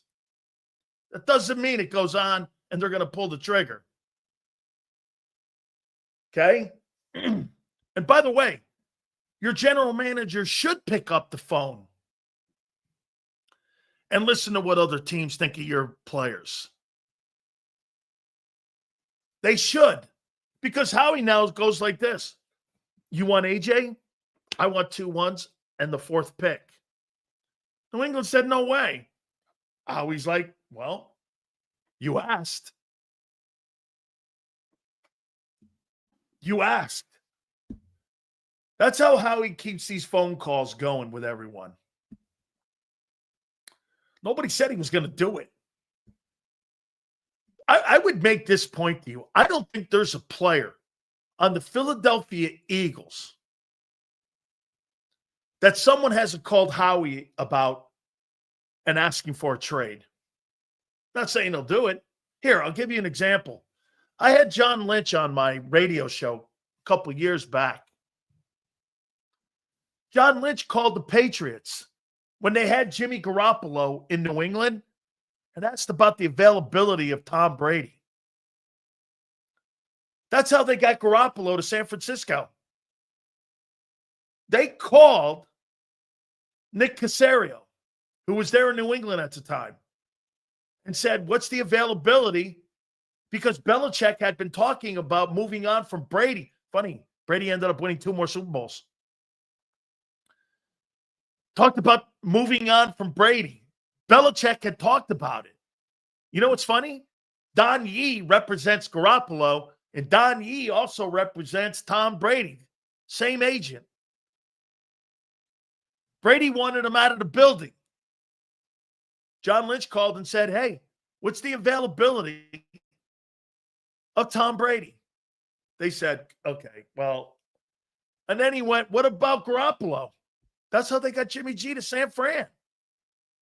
Because general managers pick the phone up and have conversations about multiple players. So don't sit here and think there's nobody that hasn't been on your roster addressed. As psycho as the deal might be, you don't think somebody has called up for potentially trying to trade for Jalen Hurts? You're out of your mind. That doesn't mean you're moving them. You don't think there's somebody that has called and tried to get a trade for Josh Allen or Burrow? You guys don't know how it works. Nobody's untradeable. Maybe the only guy's untradeable is the guy in Kansas City. Outside of that, there's no – dude, Justin Jefferson's name was in multiple teams' ear on potentially trading. Don't get butthurt. Actually, it's a sign of respect when your name is getting – you get this. You want to hear how Milton Williams made that $26 million? Vic Fangio did it the year before when he was in Miami and he tried to make a move for him when he was down in Miami. That showed the Eagles the value that Milton had, and the rest of the league knew that Vic had gone after him. Have you heard the Eagles may be interested in Trayvon Walker? If so, would you try to acquire him? James, I've had this question numerous times. The problem you have with Trayvon Walker, I want to show you something here about Trayvon Walker, who is not a bad ball player. Okay? He's not. Another Georgia guy. I get it. He's a good football player. But here's your problem you have with him. By the way, he's 6'5" and 272. That's a freaking outstanding profile for an edge. And let's take a look at him. In 22, he had 3.5 sacks, I think. Yeah. But the last 2 years, he's had 20.5. This guy's got 24 sacks in 3 years. And he's started 48 of 49. But here's your problem with him. He was the number 1 overall pick in the draft. You think the Jags are just going to go like this? Hey, man, you know what? Give me a 5 for him, 5th rounder for him. You're not getting off that guy. You're not. If you have an interest in him, you know what that's going to command? By the way, let me put it to you this way. How much money do you guys want to pay Nolan Smith? How many sacks, Xander, did he have this year? How many sacks did he have this year, Nolan Smith? Can somebody tell me?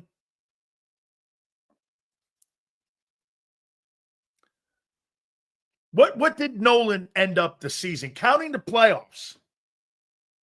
What did he end up the 2024/25? How many sacks did he have? I think he has 6.5, 4 in the playoffs. 6.5 he had. Okay, let's just say 6.5. How much money are you going to pay him?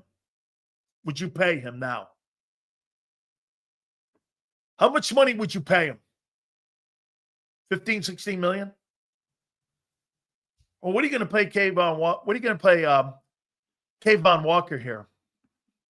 Trayvon Walker, what are you going to pay him? He's got 20.5 sacks the last 2 years. 25, 26 million? So you're going to pay him 26, Jordan Davis 28, or Jordan Davis 18, and you're going to pay Carter 42. At 6.5. Stop lying, Sinbad. You're not going to pay him. You can't have everybody making giant money. You can't. You got to decide what you're going to do with Jordan Davis. Okay? Got to decide. And you still got Bryce Huff 17-8. Trayvon Walker's a good football player, but he's the number 1 overall selection. And his contract, he's going to make money, man.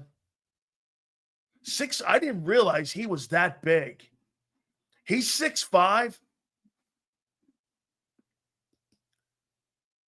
He's 6'5", 272. Man, can you imagine something like that with Vic Fangio? 6'5", 272. And you put him on the other side of, and all those guys played together at Georgia. I'll tell you this, he's been more productive the last 3 years than any of the Georgia guys sack-wise.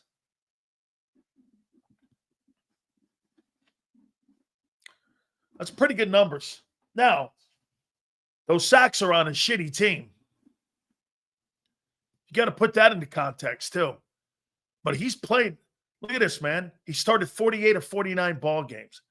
In the last 2 years, he's started 17 and played 17. And he's got 20 and a half sacks. Very productive.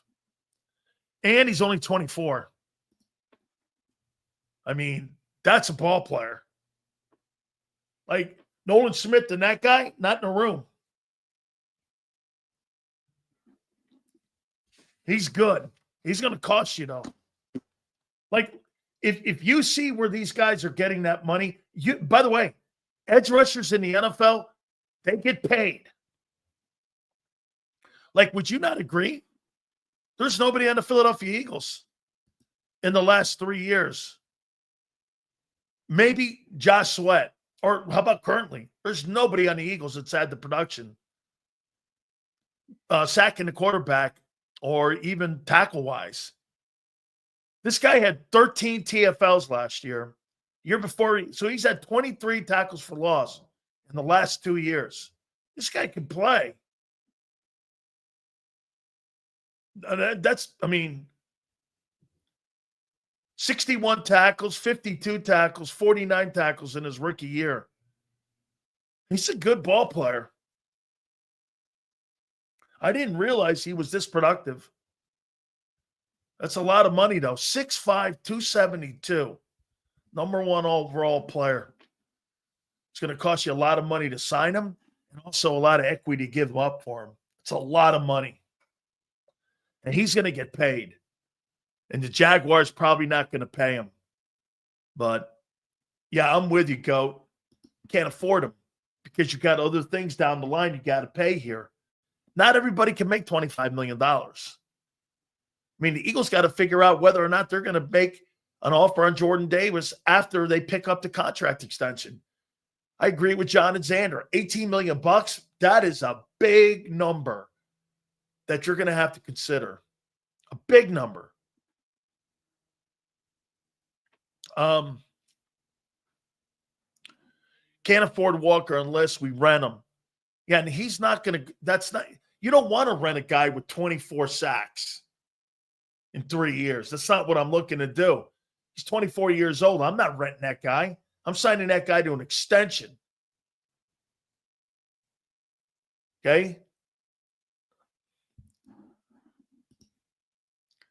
Huff got $18 million. Davis is better than Huff. No, Davis is more impactful. And what he means to the defensive scheme, yes, I guess so. But that's pretty low bar. If you're telling me Jordan Davis is better than Bryce Huff, Alex Hunt's better. What's that mean? Alex Hunt's better than Bryce Huff.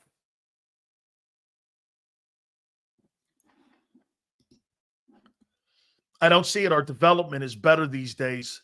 Draft decent, go to work, keep the core.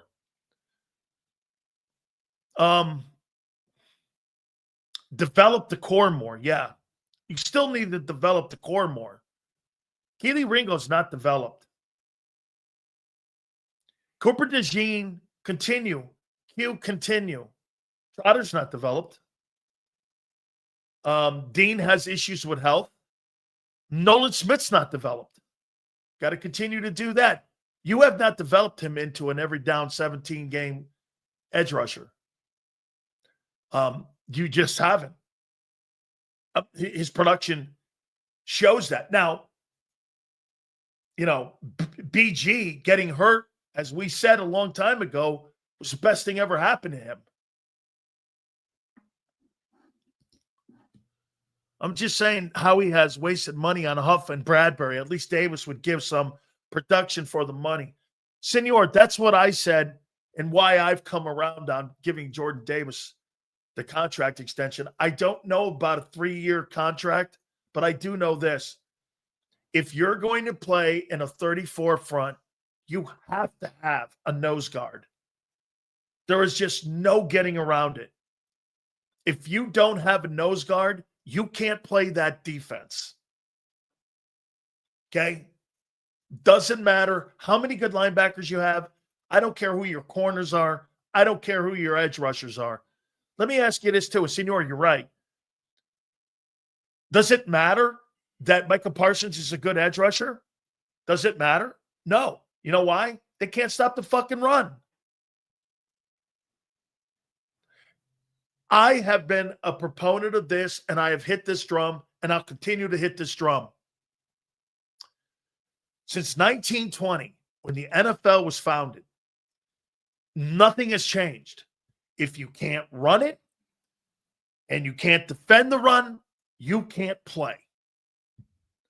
The two things the Eagles were great at last year, defending the run and running the ball. It's why they won the Super Bowl. You were better at defending the run. Do you not agree? You were better at defending the run in the Super Bowl a month and a half ago than you were in 22. You were just totally better. You actually had more pressure in the Super Bowl than you did with a team that had 70 sacks that year. You were better than a team that had a generational 70 sacks.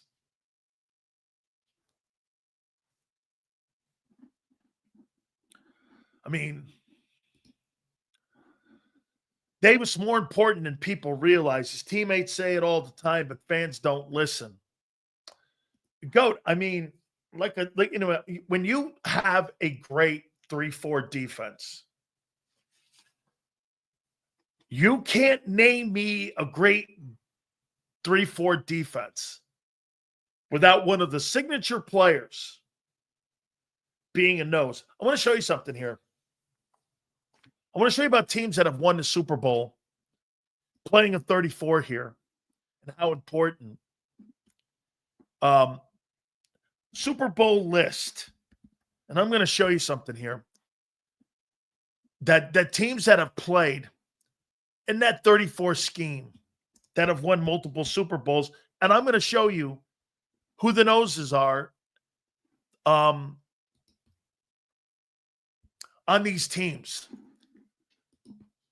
Back in the day, they didn't really play the 34. They played the 43. They always had a forefront.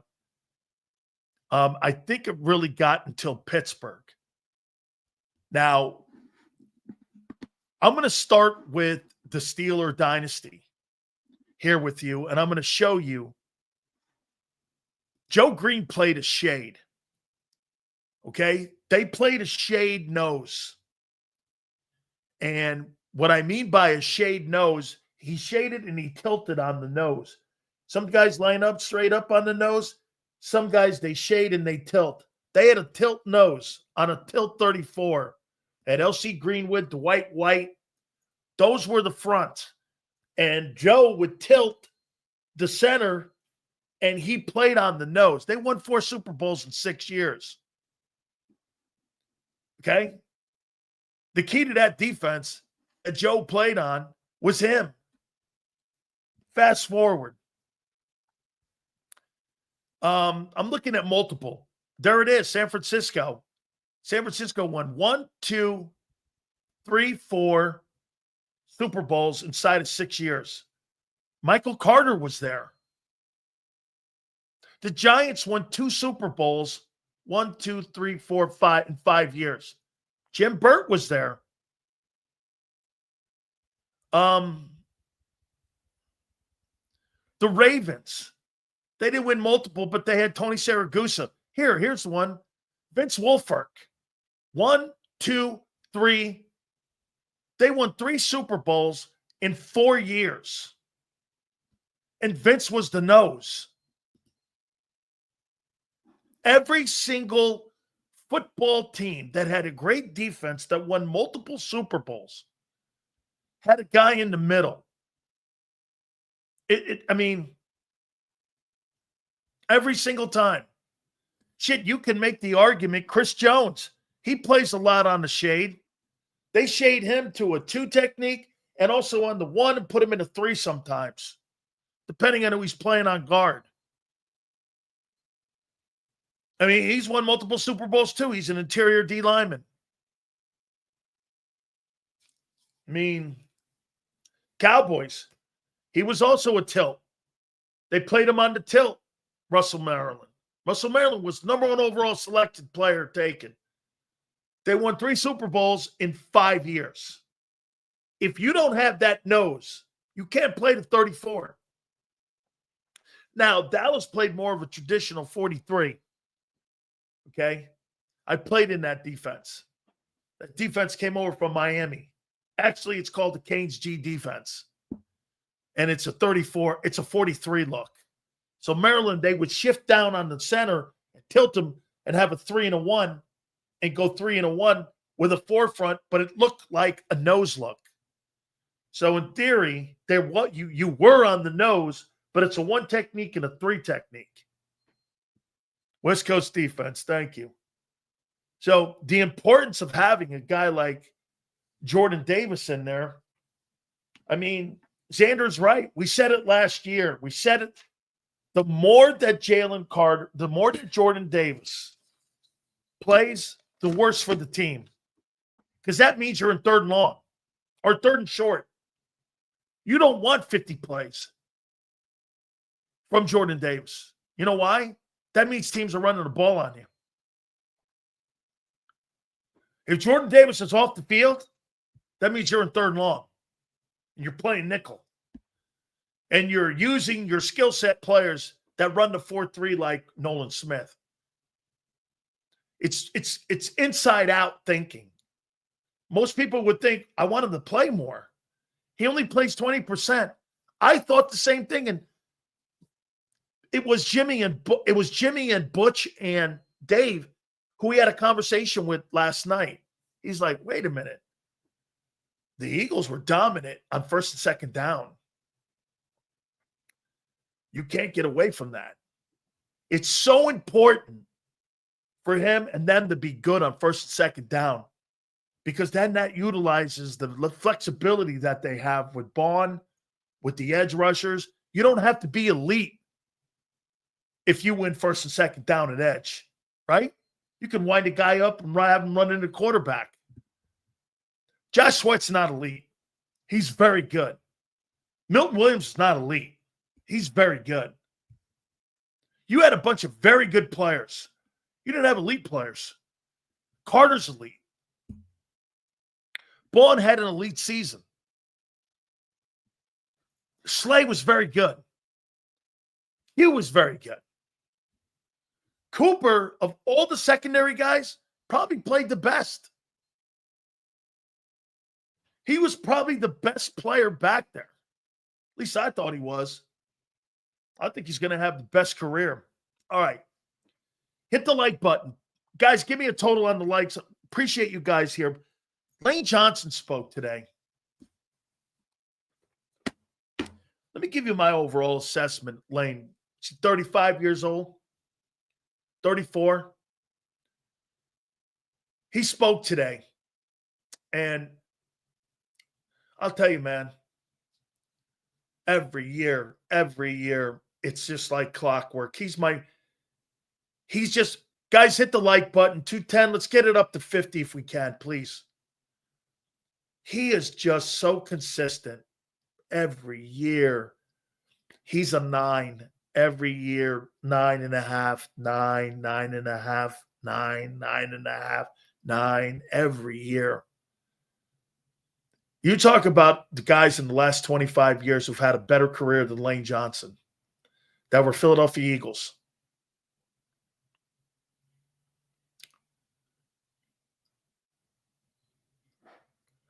Has anybody in the last 25 years had a better career than Lane Johnson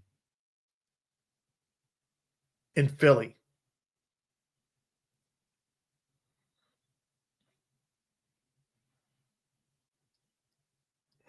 Fletcher, no. Jason Kelsey, no.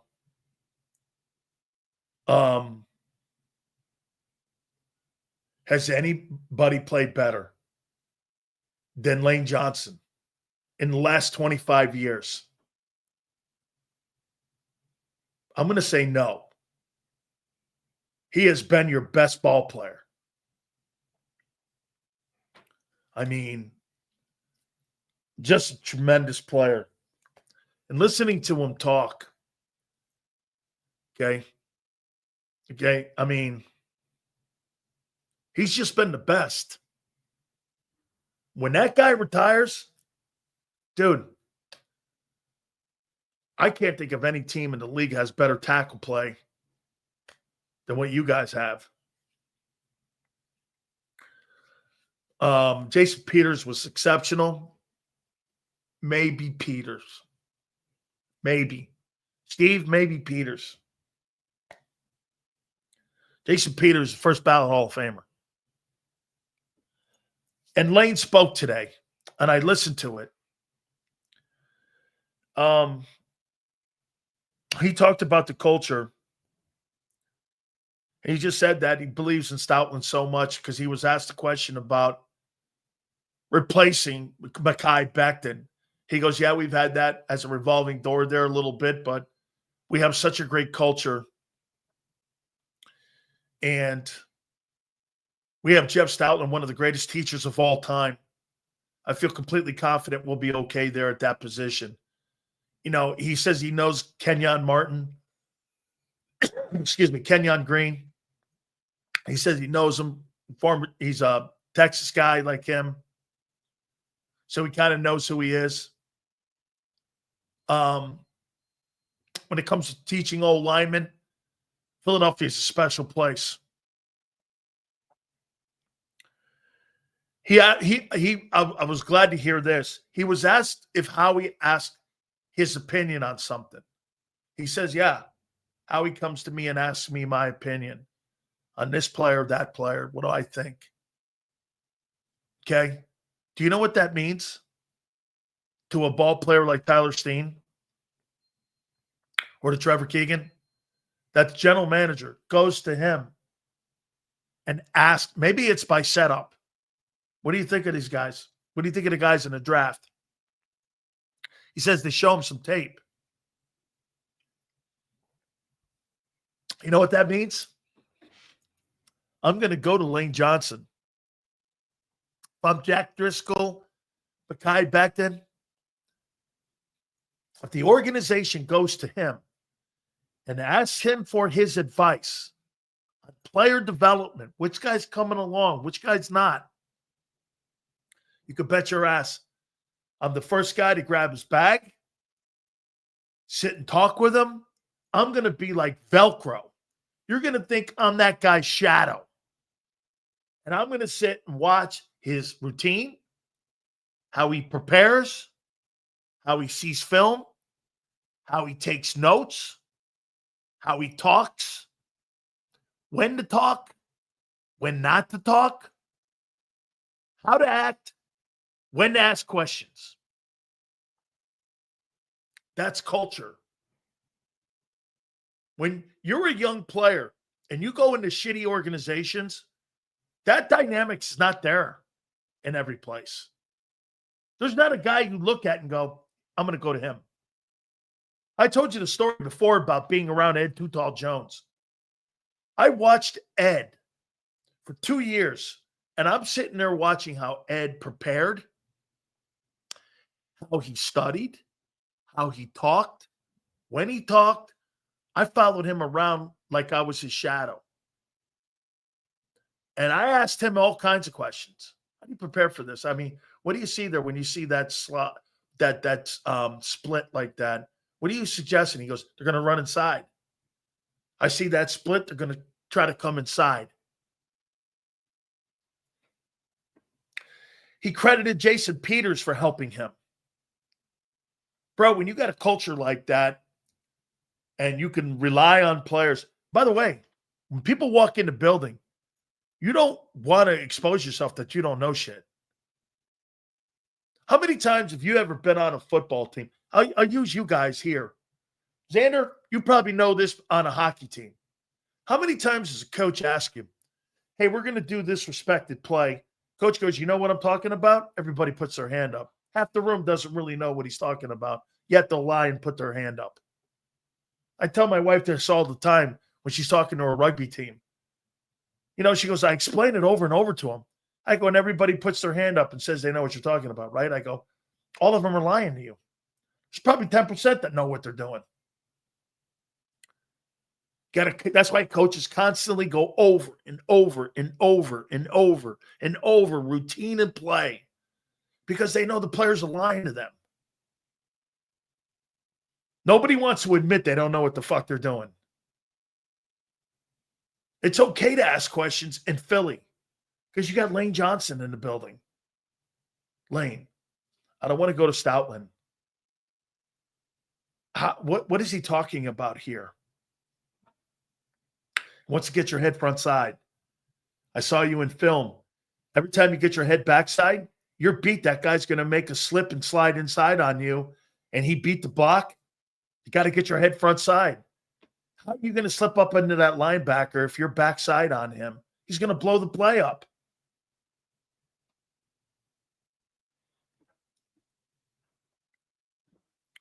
I really loved what he said. And you don't really get a chance to hear him talk a lot. I like it, man. I mean, when you listen, when Lane Johnson talk, hey, I hear Zach Bond talk. All right, great, whatever.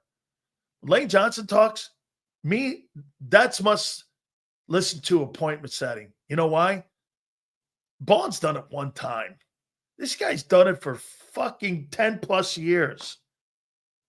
Do you know the gold standard that kind of shit is versus a guy who's done it for 1 year? I don't give a shit what Zach Bond says.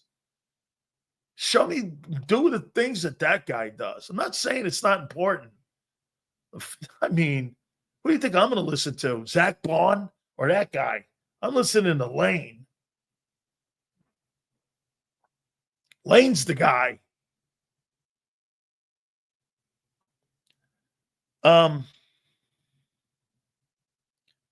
He credited, like I said, Jason Peters. You see, get this. Goat says, Lane barely talks. That's the point of always listening. When a guy like that barely talks, you better have your ears open. Let me tell you what, too. If you're a rookie or you're a younger player or you're a player that wants to win a job, I'm going to tell you what happened and what I think is going to happen to Mekhi Becton. Where did Becton sign? The Chargers? Okay. So he's got Jim Harbaugh in the building. All right. Well, there ain't nobody on that old line. I think the left tackle's not bad. Nice job there, Sean. I do it sometimes too. LA. You think he's got the culture in Los Angeles with the Chargers that he had? He's an immature dude. Lane Johnson, ain't no Lane Johnsons on that team. It's nothing like that. He needs guidance. Mekhi Becton's a follower, not a leader. He's a follower. The kid from Notre Dame's out there, Tim. That's right. He's not a bad ball player.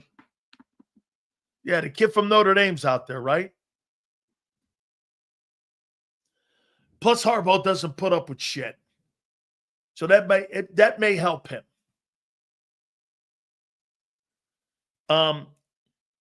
He was talking about Brandon Graham. He said he's going to miss the trash talking. I started my show out yesterday with this. And I said that, I go, this guy's the last guy standing. And he was asked a question about self-reflecting about his career. This guy's 35 years old. He wants to play probably 10 more years. But will his body? Man, 35 years old, and you're still playing like that. You know, I don't glaze over people very much. But Brandon Graham playing 15 years, Lane playing at the level he's playing at 35, fucking unbelievable. Just tremendous. Tremendous. And can he play in? I think he lives the contract out. And could I see Lane playing until he's 41? Yeah. I saw Jason Peters do it. I see Trent Williams doing it. By the way, Trent Williams is still one of the top 3 tackles, and he's 40.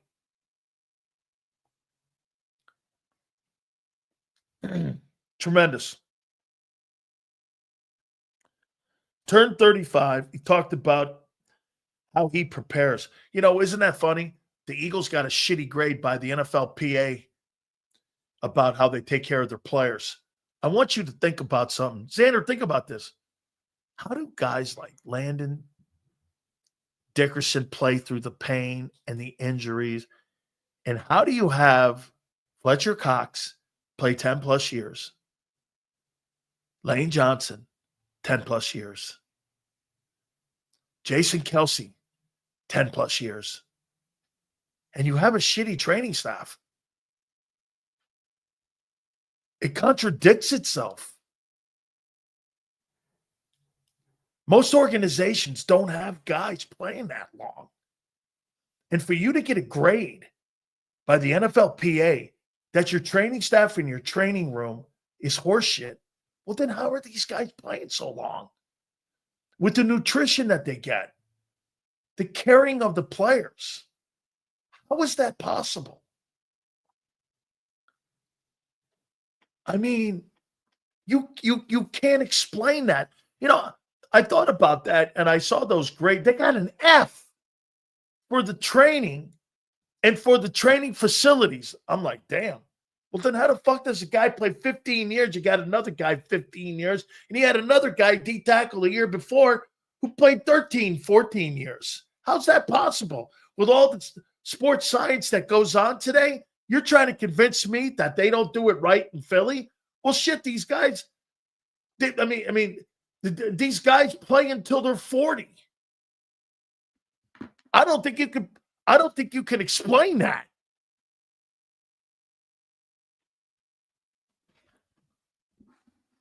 I mean, you can't explain that to me.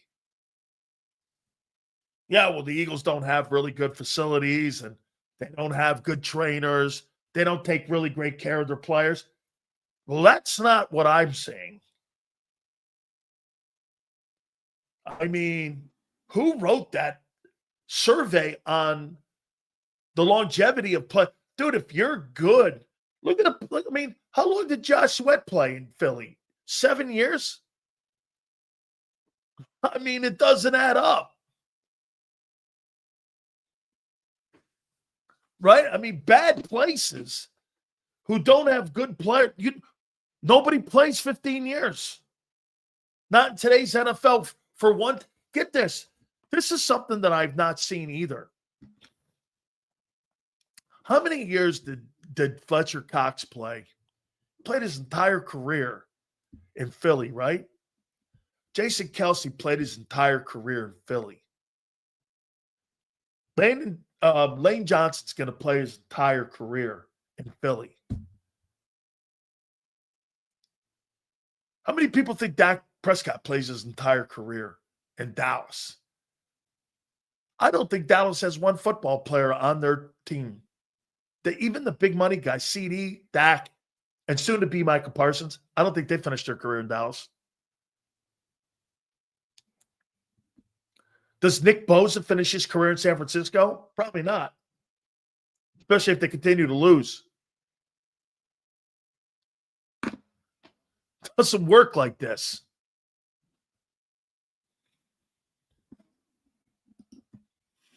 We're getting younger, letting the injury-prone guys go. Your window was 2 years ago. Niner, when the Eagles beat you in 22, that was your chance to win the Super Bowl. The injury to Purdy was your best team. When Purdy went down, the team that came back the next year was not as good as the team the Eagles beat. And then the injuries caught you and fell apart. McCaffrey's known for injuries. Debo's known for injuries. Kittle's known for injuries. You have a collection of good players that are always hurt. And the Eagles have a collection of players that are never hurt. Again, certain players that you bring into the building. I mean, that Niner, that team, again, like I said, the 22 team, that was your best team.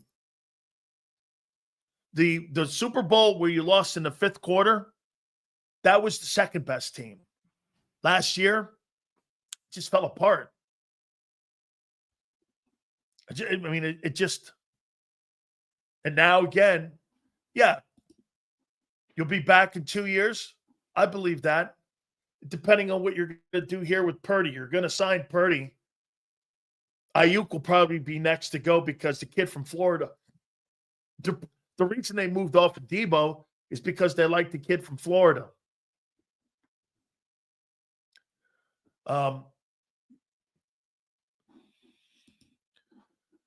Wait, what about the regular season Super Bowl they won last year against us? That don't count?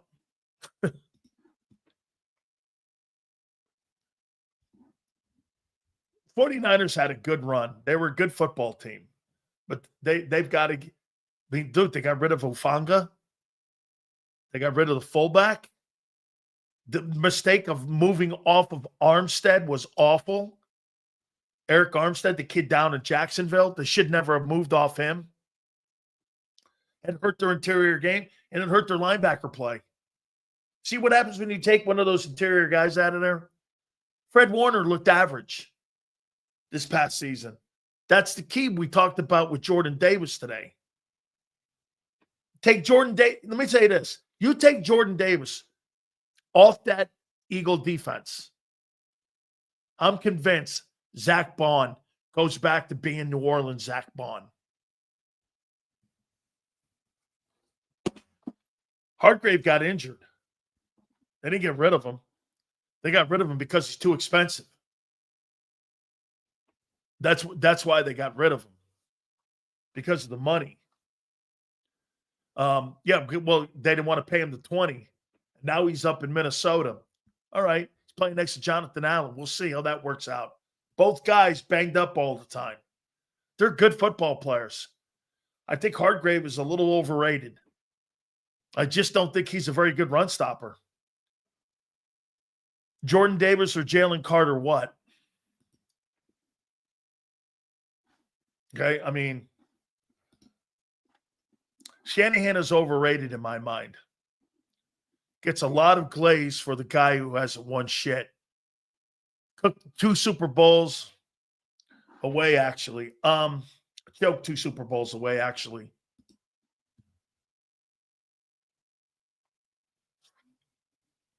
I think he's overrated, too. I think the guy in LA is better. I do. All right, guys. Hey, don't forget our great friends at Morgan & Morgan.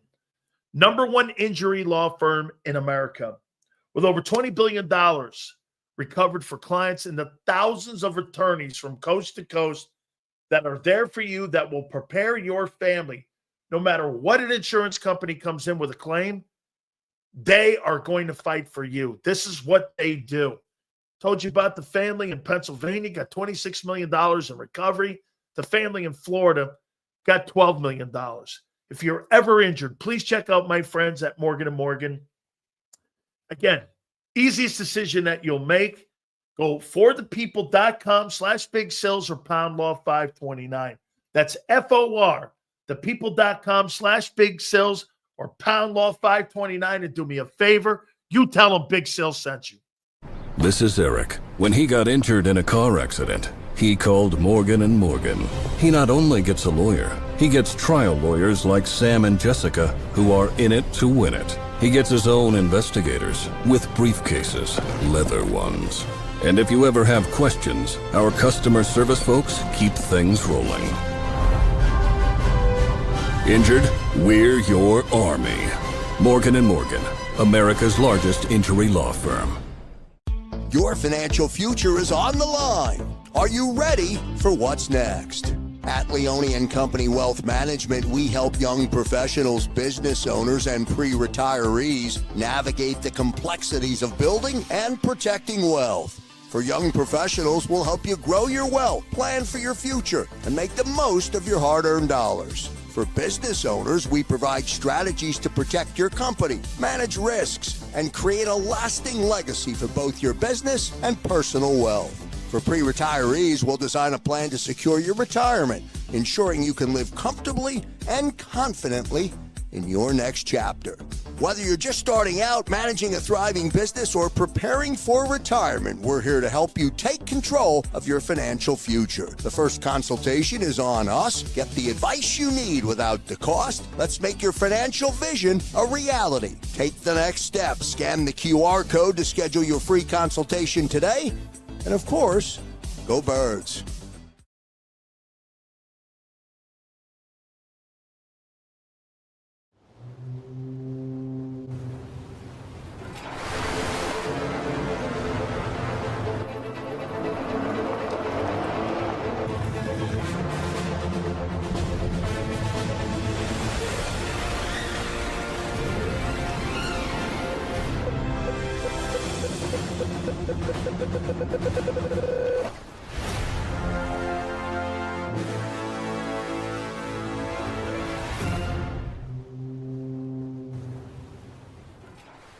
They're carving them up and good play calling along the way. First and goal at the 6.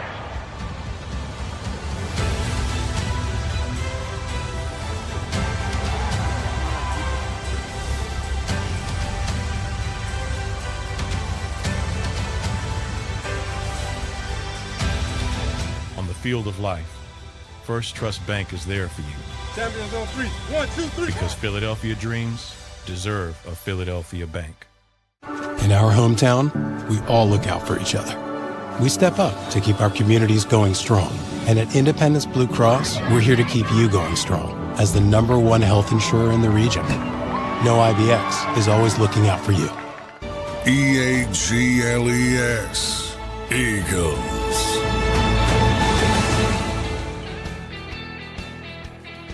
Hit the like button. Big Sil's here. I just got an email from one of the meetings that the Eagles had at the Senior Bowl with Josh Connerly. They met with the offensive tackle from Oregon. Listen to how young he is. He won't turn 22 until November. He's a 21-year-old kid, and he's got 3 years starting at Oregon. Oregon produces O-linemen. So that's a guy to keep an eye on at number 32 if he's down there. They said they had a great meeting with him. His interview went well. He's ranked as many as a potential late first round, early second day pick, potentially starting at offensive guard. Here could be your replacement at guard. A 21-year-old Josh Connerly. Trade out of that, get him in the top of the second round. Ran a 5 40. He's a big kid, too. Big kid. Somebody to keep an eye on. Okay, because, again, that's the home of Penei Sewell. That's exactly correct. That'd be somebody that would kind of fit the mold there. And plus, you could probably, for the next 3 years, you know what you would get there if you drafted a guard? Or you turn this kid into the guard? You wouldn't have to worry about that position for the next 3 years while he's under contract. Because he'd be on a rookie contract. So A lot of ways they can go. Great stuff today. You guys were wonderful. I mean, this is the time you're building your football team. Super conversation, man. Great. I appreciate everybody. Big Z, Joe, thank you. 2 to 6 tomorrow. Don't forget to hit the like button. We'll catch you on the flip side.